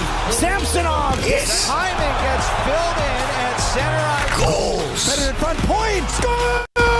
Tune to NHL Network Radio for the most in-depth hockey talk on the planet and the best analysis on the air. It's got to be the coach then. Like, if they're waiting on something, like, what significant change you going to make? The NHL on Sirius XM. Hear every team and your hometown call. NHL Network Radio. Sirius XM 91. I'm Katie Nolan, and I have a new podcast called Casuals. It's a podcast for people who like sports a normal amount. Casuals is a twice-a-week hang with me and my friends from across comedy, sports, and entertainment, where we talk about all the funny, weird, interesting stuff happening in and around the world of sports. So whether you're a diehard fan or just vaguely sports curious, Casuals is the podcast for you. You can find Casuals on the SiriusXM app, Pandora, or wherever you get your podcasts. And don't forget to follow the show so you never miss an episode. Give it a try. What's the worst that could happen? This is Joey Logano, Denny Hamlin, Michael McDowell, William Byron. The Daytona 500 is coming. It's NASCAR's biggest race. When you think of races you want to win, Daytona is number one on everyone's list. It can define a career. For the rest of my life, I'll be known as a Daytona 500 champion. The Daytona 500 tomorrow at 1:30 p.m. Eastern on SiriusXM NASCAR Radio, Channel 90, and the SiriusXM app. There's no race like the Daytona 500. It truly is the great American race. The Power Play with Steve Koulias. With Eric Tulsky, general manager of the Carolina Hurricanes, the hope of 96 stays long-term in Raleigh. Certainly that's our hope also. We believe we have a coach that players like to play for, a city that's fun for people to be in. But, give him a little time, let him get used to it, let him make sure he thinks he has a good role and sees this as a fun team to play on, and then we'll get to work. The Power Play, weekdays 3 p.m. Eastern on NHL Network Radio, SiriusXM 91, and the SiriusXM app. On the ice, behind the benches, and in the locker room, we've got you covered. The best hockey coverage, period. SiriusXM, NHL Network Radio.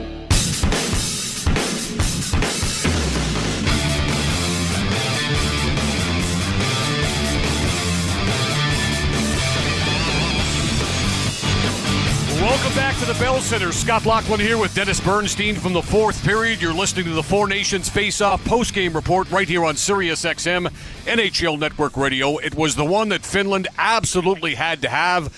They win it in overtime, beating Sweden by a score of 4-3.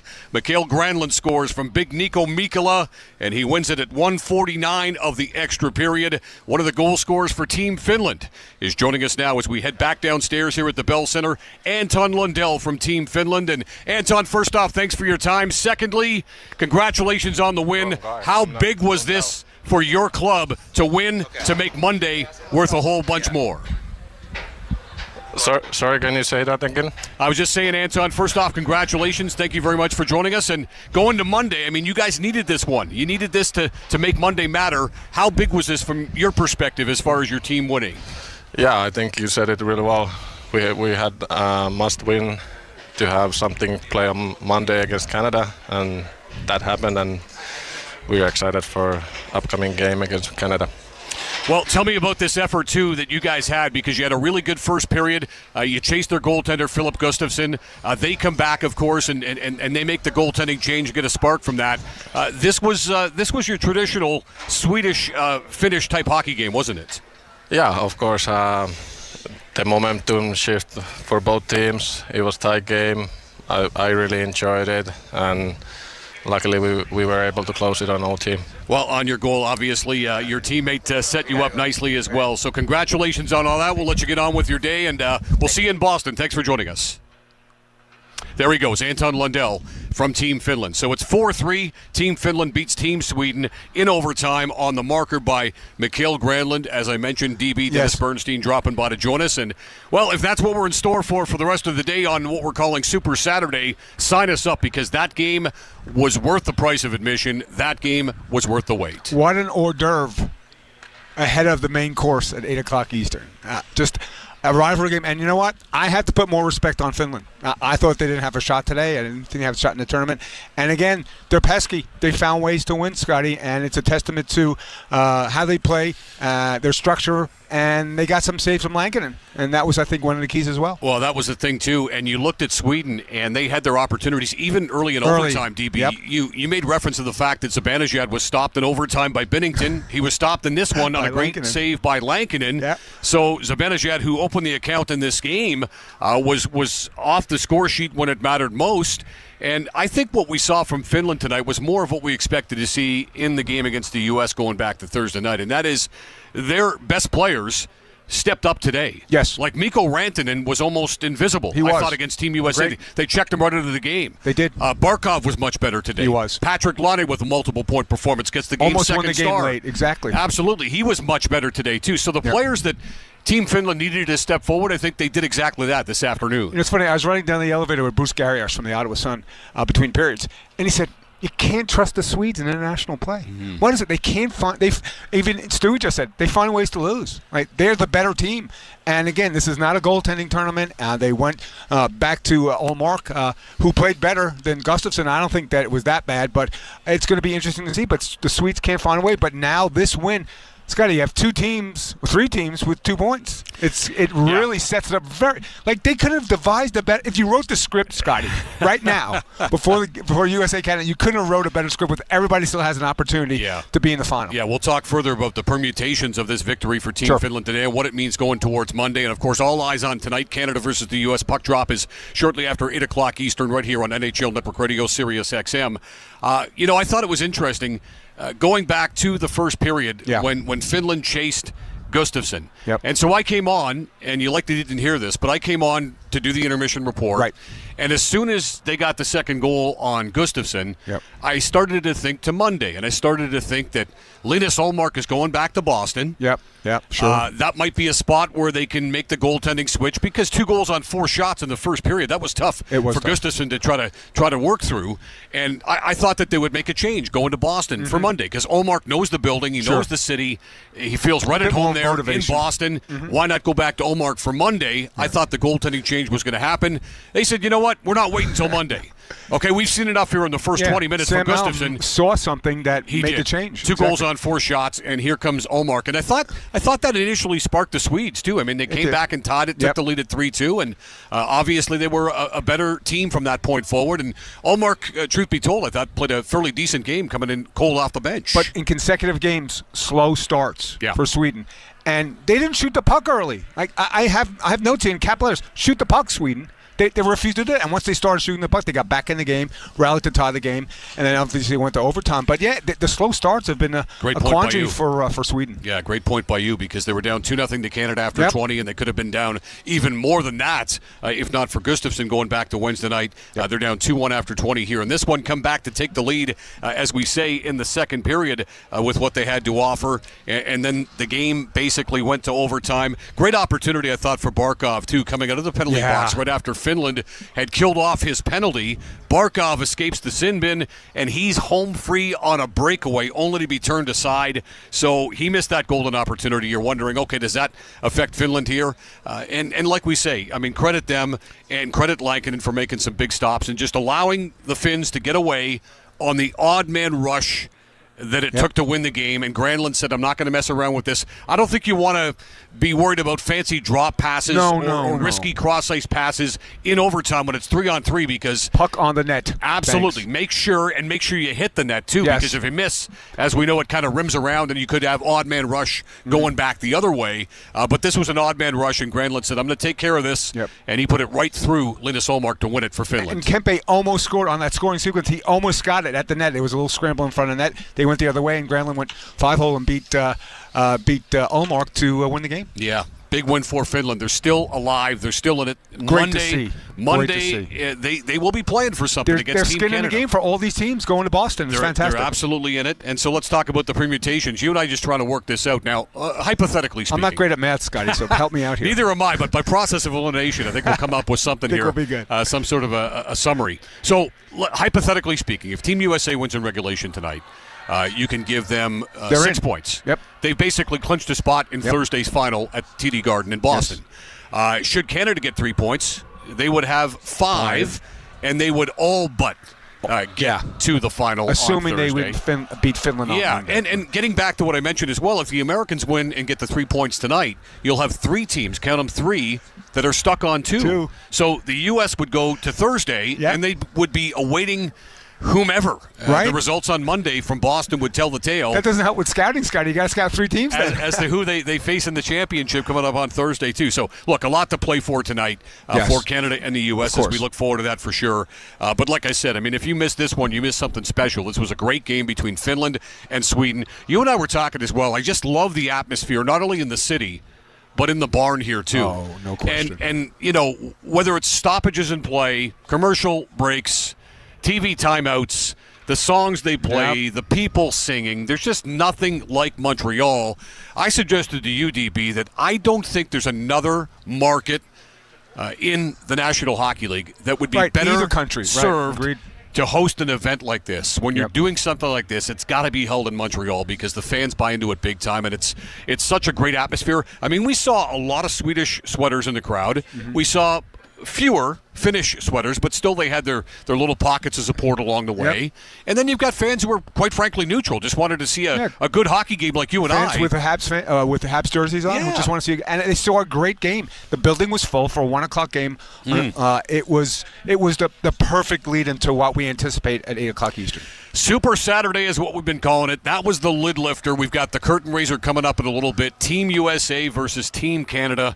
I mentioned to you earlier, Dennis, that I don't think there's been a hockey game I've been more excited about seeing in quite some time than this one coming up at 8 o'clock Eastern time tonight. I don't think there's any doubt that this is the most significant Team USA, Team Canada matchup since Vancouver 2010, going back to the golden goal. And, Scotty, the thing that makes this so anticipated is guys like me and you, and we were out last night with Mike Johnson and Mike Kelly, guys who have covered this game forever, and you've seen a million games, Scotty, they're excited. Legitimately excited to see this game. It's not just any other game. It's like we've seen thousands of games, but guys who have been around this game forever are so excited to cover and watch this game that I think that just adds to the drama of what we're going to have at 8 o'clock. It really does. And speaking of drama, when we come back, we'll revisit the 4-3 overtime victory for Team Finland. They are alive. Sweden is alive. Canada and the U.S. a lot to play for tonight, too, as we get set to wrap up the Montreal angle of the tournament and head for Boston for the doubleheader coming up on Monday, and then the championship coming up on Thursday. So Finland wins it 4-3 in overtime. We will take you through the highlights and what you may have missed when we come back. Scott Laughlin, Dennis Bernstein from the fourth period. You're listening to the Four Nations Faceoff postgame show right here on SiriusXM NHL Network Radio. The biggest plays. Fakes. Save. Samsonov. Yes. Timing gets filled in and center ice. Goals. Better in front point. Score! Tune to NHL Network Radio for the most in-depth hockey talk on the planet and the best analysis on the air. It's got to be the coach then. Like, if they're waiting on something, like, what significant change you going to make? The NHL on SiriusXM. Hear every team and your hometown call. NHL Network Radio. SiriusXM 91. For Valentine's month, we've got a little something for the lovers. Hey, it's me, Maxwell, and for the month of February, it's just you and me. Maxwell is taking over. SiriusXM Silk is Maxwell's Serenade Radio. Playing timeless R&B slow jams. all month long. Channel 330 and on the SiriusXM app. And I want you to be my Valentine. Are you behind on your taxes? You're not alone. Americans have been hit with a triple punch. Businesses and paychecks slashed by the pandemic, record inflation, and soaring interest rates have left people across the nation stuck with serious tax problems. But the past does not have to be your future. A fresh start can begin with a simple phone call to Optima Tax Relief, America's #1 tax resolution firm. Their tax attorneys and licensed professionals specialize in powerful taxpayer assistance programs that can save you thousands if you qualify. Having resolved over $1 billion of tax debt for their clients, their track record says it all. IRS penalties and interest on unpaid taxes compound daily, so don't wait. Let Optima's award-winning team help you get back on your feet and back onto the right side of the IRS. Call now for a free consultation. Call 800-725-9935. 800-725-9935. 800-725-9935. Optima Tax Relief. Some restrictions apply. For complete details, please visit OptimaTaxRelief.com. Does every room in your home make you smile? Well, it can. California Closets specializes in making space for what belongs. We call it practical magic. Learn more at CaliforniaClosets.com.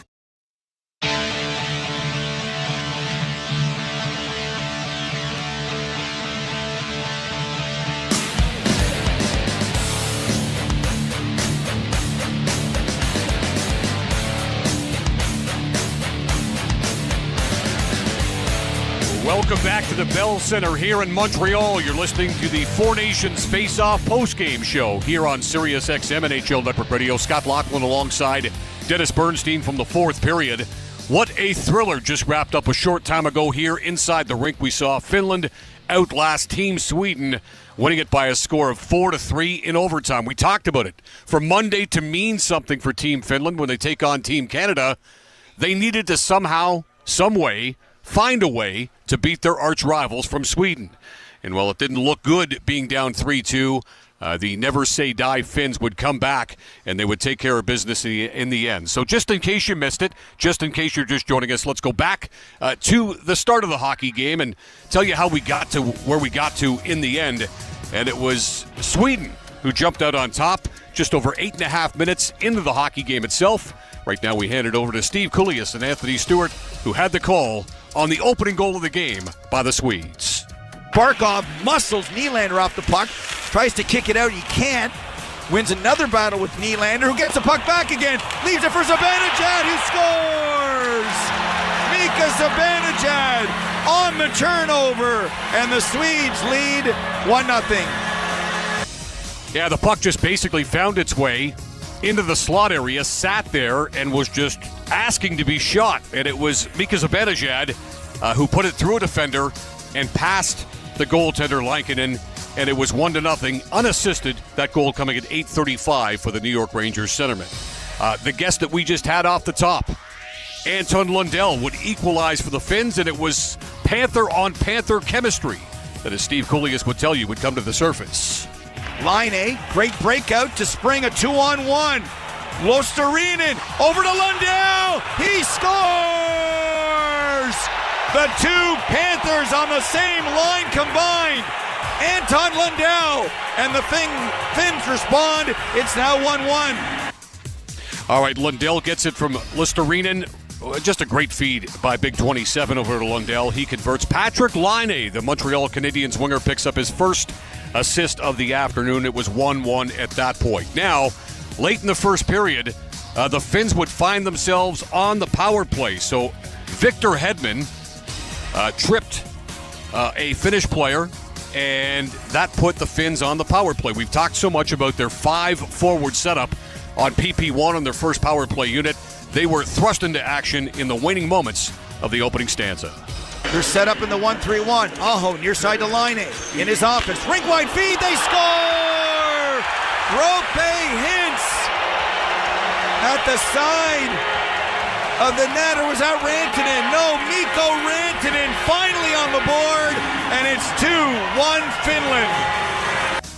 It was the Moose. He gets his first on the power play from Laine and Aho, and it was 2-1 for Finland after 20 minutes of play. Now, 2 goals on 4 shots for the Finns in the opening period, and Sam Hallam had seen enough.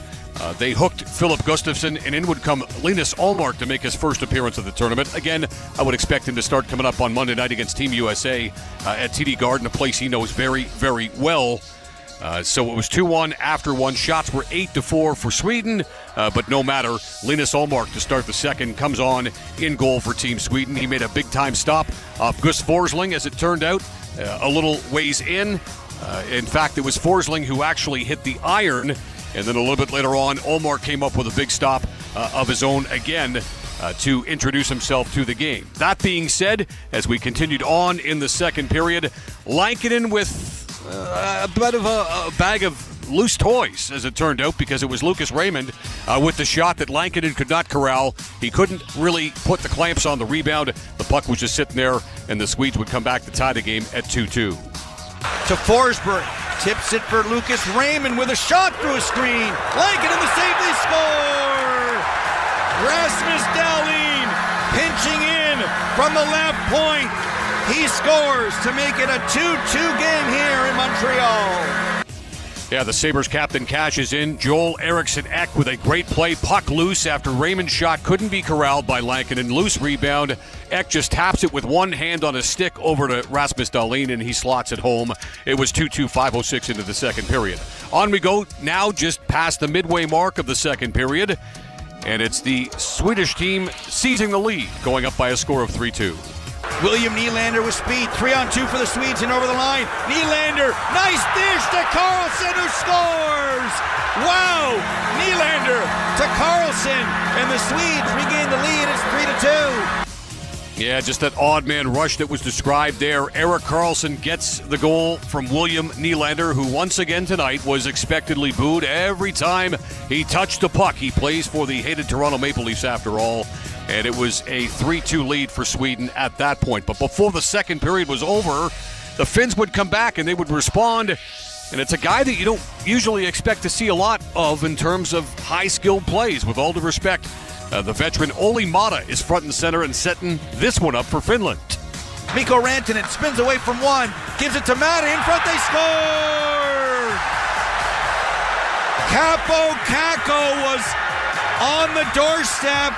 I think it went off Kakko and in. The Finns needed something. They got it from the former New York Ranger. Well, it easily could have been Kakko. Upon further review, it was actually Barkov, the captain, who got a stick on it to direct that puck in. But as Cooley described there as well, Steve described there as well, it was Kakko who was Johnny on the spot as well. Easily could have put that one home himself. And the whole feed and the whole play is made by Olli Maatta, who spots Big Barkov in front. He taps it in, and that goal comes at 17:05 of the second period. It was 3-3 after 40 minutes of play. Shots on goal in the second period were 10-7 in favor of Finland. So for Finland, a two-period total of 14 shots on goal. For the Swedes, a two-period total of 15 shots on goal. This one up for grabs going to period number 3. Now, in the third period, there would be no scoring.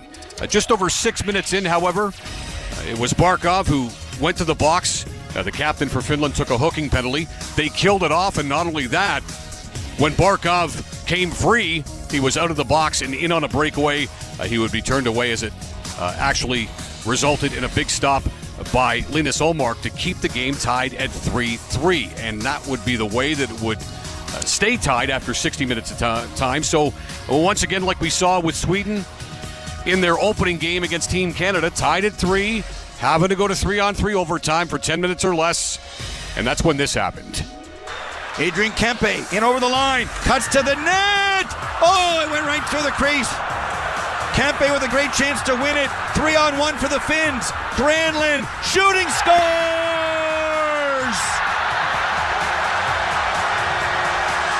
Mikael Granlund in overtime. The Finns are still alive. They win. A thriller.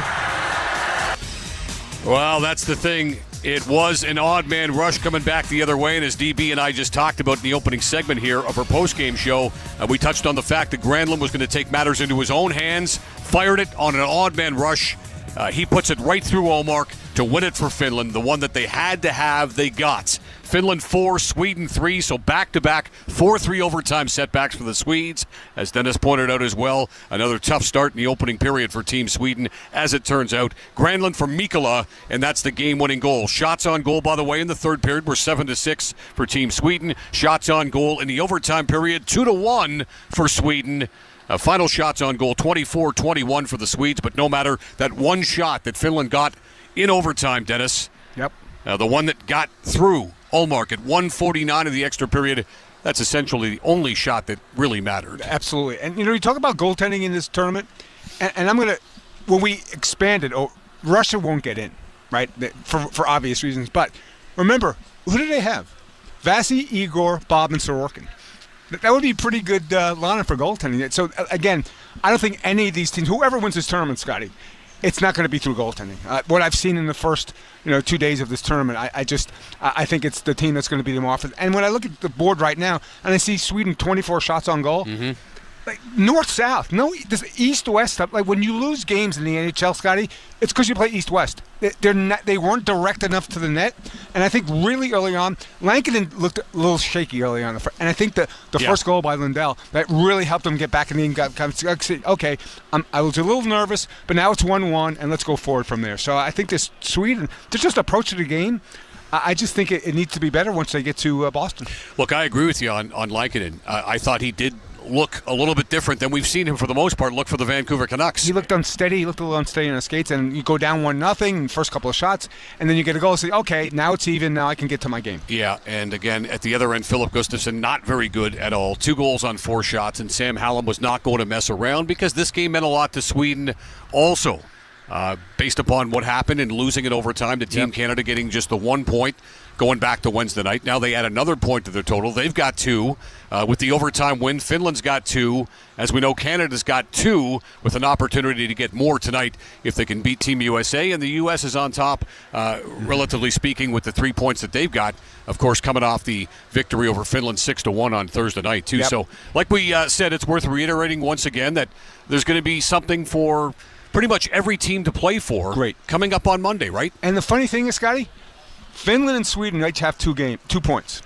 You're disappointed if you're a Swede. You're overjoyed if you're a Finn. And that's how crazy this tournament is already. Like, everybody's got a shot. And I thought, when you watch the game against the U.S. for Finland, you say, okay, they're going to get to Boston. The game's going to be meaningless. But this was a huge win for them, and it keeps everybody in the race, which is fabulous for us, for the fans, and for the teams themselves. That's right. And again, Canada versus Finland to kick things off in the doubleheader on Monday from TD Garden. Canada versus Finland, and now Canada, again, taking on an opponent that's got something to play for, too. So there'll be a little bit of pushback there from that perspective as well, and that'll be great for watching the game, as we will be at TD Garden coming up on Monday afternoon. Tell you what we're going to do. We're going to take another break here. When we come back, we'll get to some post-game reaction. Sam Hallam, Swedish head coach, is going to be heard from his club with the 2 points and a second straight 4-3 overtime setback, this time at the hands of Finland. We'll get some Finnish reaction as well. Kevin Lankinen, Mikael Granlund, the overtime hero. All these guys stepping up big time for Finland in the most important of times. We will come back after this from the Bell Center. Scott Laughlin, Dennis Bernstein. You're listening to the Four Nations Face-Off postgame show right here on Sirius XM NHL Network Radio. In case you missed it on NHL Network Radio.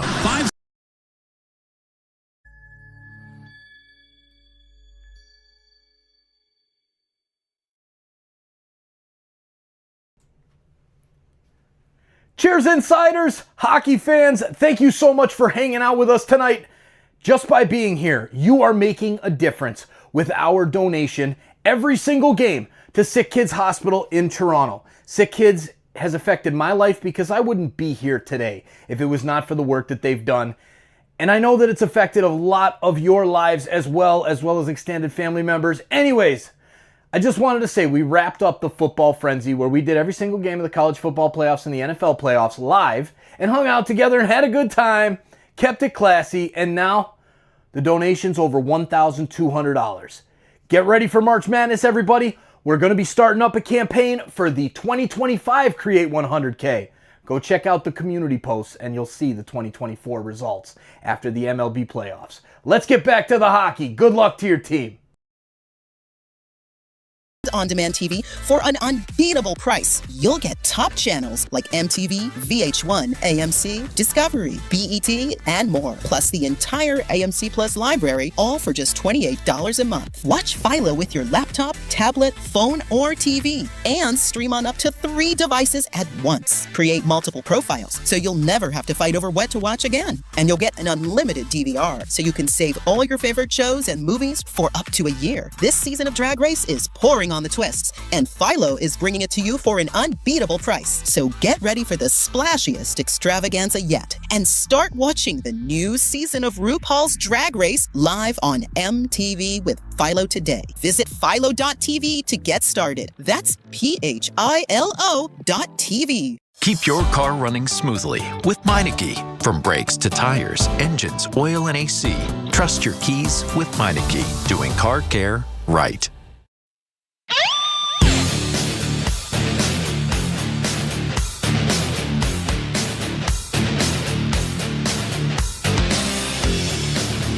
All right, welcome back to the Bell Center. Super Saturday continues. You're listening to the Four Nations Face-Off postgame show on Sirius XM NHL Network Radio. Scott Laughlin back with Dennis Bernstein from the fourth period. Looking ahead to tonight, Canada versus the U.S., the one that we've had circled on our calendars for the longest of times. We'll get to more on that one as we continue our festivities here over the next couple of hours from the Bell Center. But first off, we'll remind you once again, just in case you're getting in your car or what have you, listening from home, Mikael Granlund had the overtime winner at 1:49 of the extra period. He played the role of Mitch Marner going back to Wednesday when the Swedes lost 4-3 to Canada in overtime. This time it's Finland 4, Sweden 3 in overtime. And as far as the Swedes are concerned, disappointing, right? They blow a 3-2 lead. They've got 2 points now They have something to play for against Team USA coming up on Monday night. Post-game thoughts now from Swedish head coach Sam Hallam. Coach, can you walk us through your decision to make the goalie switch after the first period? Is it just trying to wake up the team, or is that also performance-related? It was actually, he's feeling a bit under weather, so it was more a medical decision than a game decision. So no injury, nothing, but it was under weather. Left side, first row. Sam, just in general, what have you seen from Erik Carlson these last 2 games on both sides of the puck? Yeah, I think just he carries on playing smart. He joins the rush, not every time, but when it's a good opportunity and he scores a big goal for us today. No, I think Erik, we haven't got a lot of power plays, but even there when he's on the ice, he feels calm, composed, and just he has the swagger to make those big plays. So, and he's also a real important character in our room and a leader for us. Left side, second row. Yeah, Sam, obviously they score late there in the second. The third looked pretty even. You have a chance in overtime. I'm just curious, is this just one shot? I mean, like, how do you view this loss? Is there much more you guys could have done to win this one? I believe so, yes. I think we started the game the way we wanted it. We got paid for it. I think we go up a really simple situation to Finland's first goal, and I think the game changed a bit there. We're playing confident, we're playing quick, finding good ways with the puck. After that, I think Finland got a bit hope and a bit jump in their game. And then it was like second period, I feel we maybe lost a little bit of our structure. Not going too detailed here, but just felt that like we're playing more individual. I think in the third we came back playing the way we want to play, or the way the coach wants us to play. But we didn't get looks to get pucks to the net. So there's a couple of things I really wish we would have done better, yeah. Right side, second row.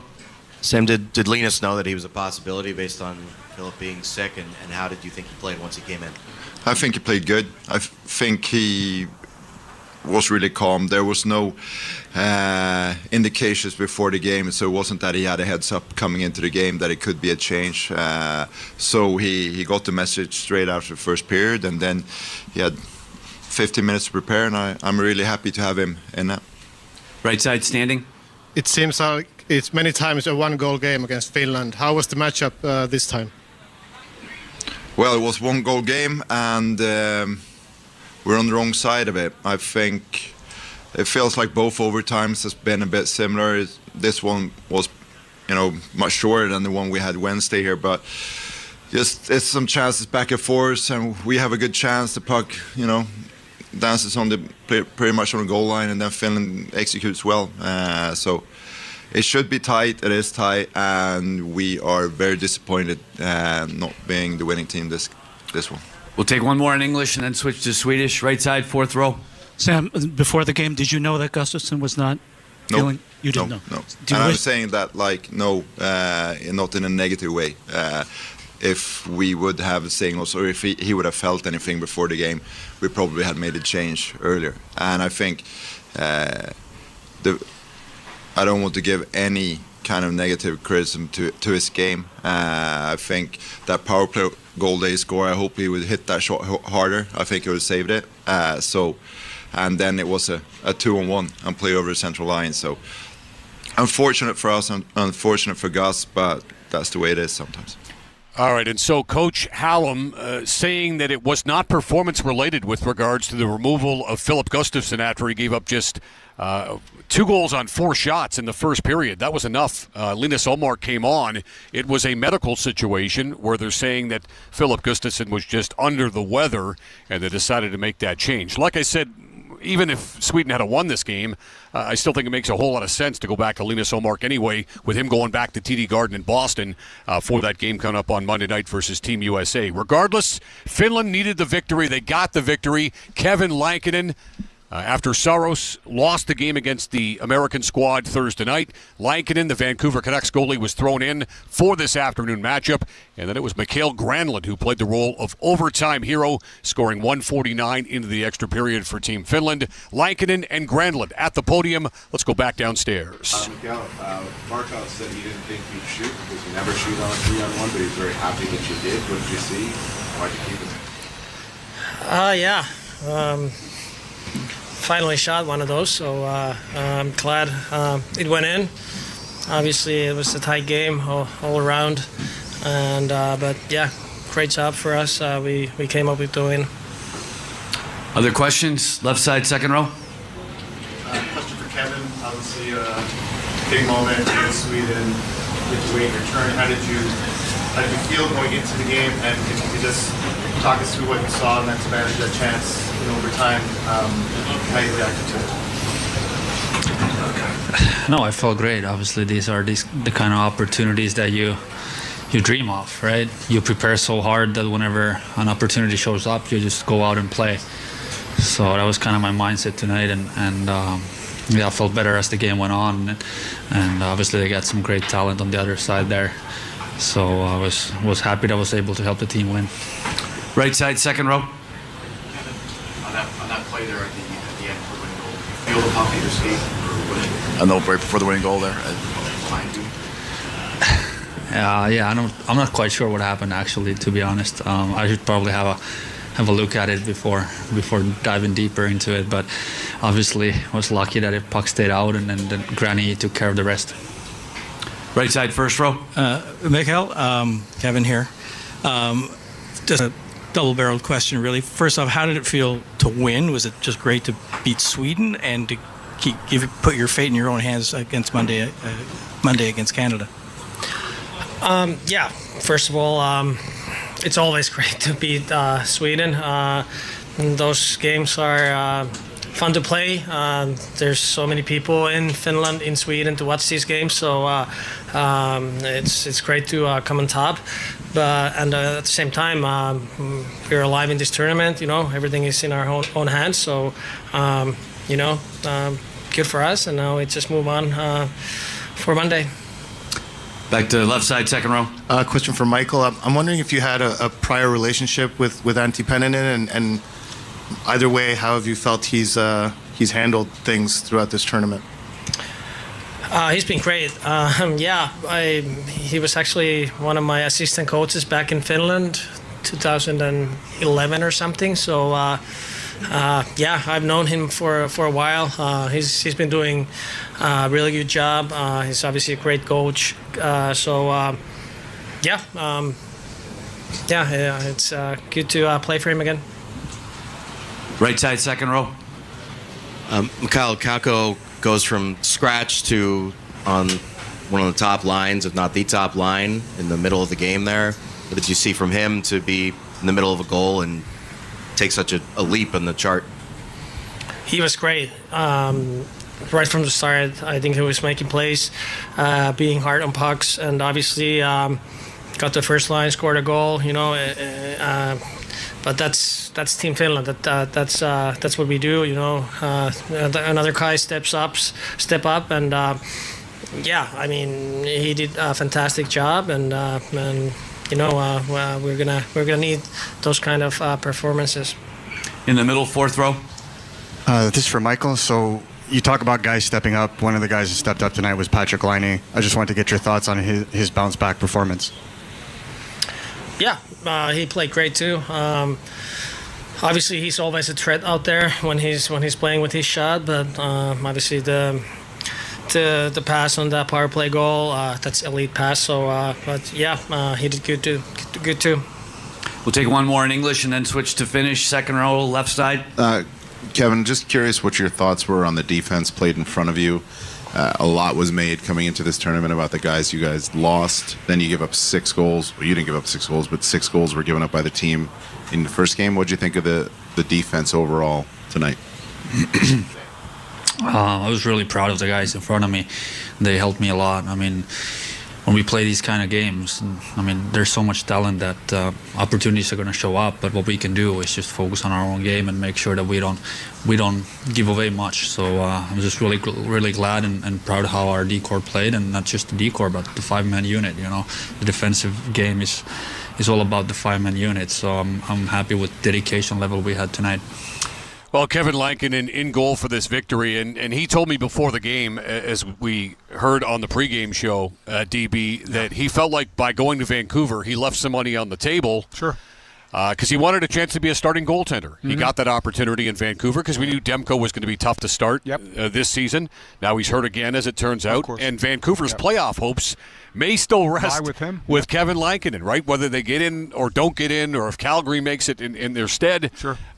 There's a lot riding in his shoulders. He will more than make up that sort of money. The money's back on the table. Yeah, not only because of what he's done here in this tournament with the start he had today, and presumably the start he'll get against Canada coming up on Monday afternoon in Boston, but just because of how well he's played for Vancouver. So we're not shocked that he's able to step in there in a pinch and play this well to lead his team to victory. But, boy, I mean, that's for Antti Pennanen, the head coach of Team Finland, that's a great consolation to have. Yeah, to go from, like they mentioned, 6-1 to win this game. And if you're Sweden, Scotty, the worst cliche in hockey is they didn't play bad. They played well enough to lose. And that's the worst thing you could have for a team. They played well enough to lose. It wasn't a bad effort. The one guy on Monday I want to see a little bit more is their leader. One of their leaders, Victor Hedman. He had one assist so far in the 2 games, and it was on the Brodin goal, so it wasn't really a great play. I want to see more from Victor Hedman in a must-win game on Monday. Yeah, I mean, I think we saw an improved Erik Carlson tonight. Yeah, no question. He was much more noticeable than he was against Team Canada going back to Wednesday night.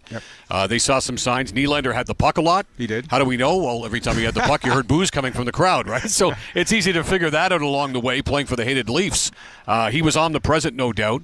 And, again, this was what Finland had to do. They had to take care of business today. They had to come up with a victory somehow, some way against their arch rivals. They did exactly that for sure. We will take our last break here of our post-game show, and we'll be back with more after this as we take a further look ahead to tonight, Canada versus the U.S., and recap further Team Finland's 4-3 victory over the Trey Kroner in overtime. Mikael Granlund scores at 1:49 of the extra period to win it for the Finns. You are listening to the Four Nations Face-Off post-game show right here on SiriusXM NHL Network Radio. NHL Morning Skate. Team USA alternate captain Charlie McAvoy, what is expected of you as a defenseman? Whatever role I need to do, I'm absolutely going to do it to the best of my ability, and being able to match up against whoever the other team's top lines are, and that's going to be the responsibility, is to play great defense against against some of the best players in the world. NHL Morning Skate with Scott Laughlin and Gord Stellar. Weekdays 7 a.m. Eastern on NHL Network Radio, SiriusXM 91, and the SiriusXM app. It's soccer's most thrilling league. Only the Premier League can make you feel like this. And now every match is on the SiriusXM app. Can you believe it? From the title race. This is remarkable. Keeps this title charge on track, surely. To the relegation fight. The impossible may still be possible. Hear every English Premier League match on SiriusXM FC 157 and the SiriusXM app. Just search for your favorite club. Honey, I had the worst dream last night. You were in a car crash, and the kids and I were on our own. We had to move out of the house because I couldn't afford it anymore. That's awful, hon. You know, my brother was saying he got life insurance from Ethos. I know it's been on our list, but isn't getting life insurance a huge pain? Oh, it's so much paperwork, and you have to go see the doctor. I wouldn't even know where to start. With Ethos, Dave said it only took 10 minutes, and he got $2 million in coverage for around $2 a day. Plus, it's all online. No medical exam. He just answered a few health questions right from his house. He was able to choose an amount that worked for his needs, and Ethos made the whole thing so easy and clear. 10 minutes with no medical exam? Ethos, here we come. Here's to sleeping better at night. Help protect your loved ones today with Ethos. Life insurance made easy. Visit applyethos.com to apply today. That's applyethos.com. Sample rate is a 10-year term life policy for 35-year-old healthy, non-smoking male. Billed monthly. Before, during, Barzal after. To the front of the net for Hudson Fashing, digging. He scores! SiriusXM NHL Network Radio.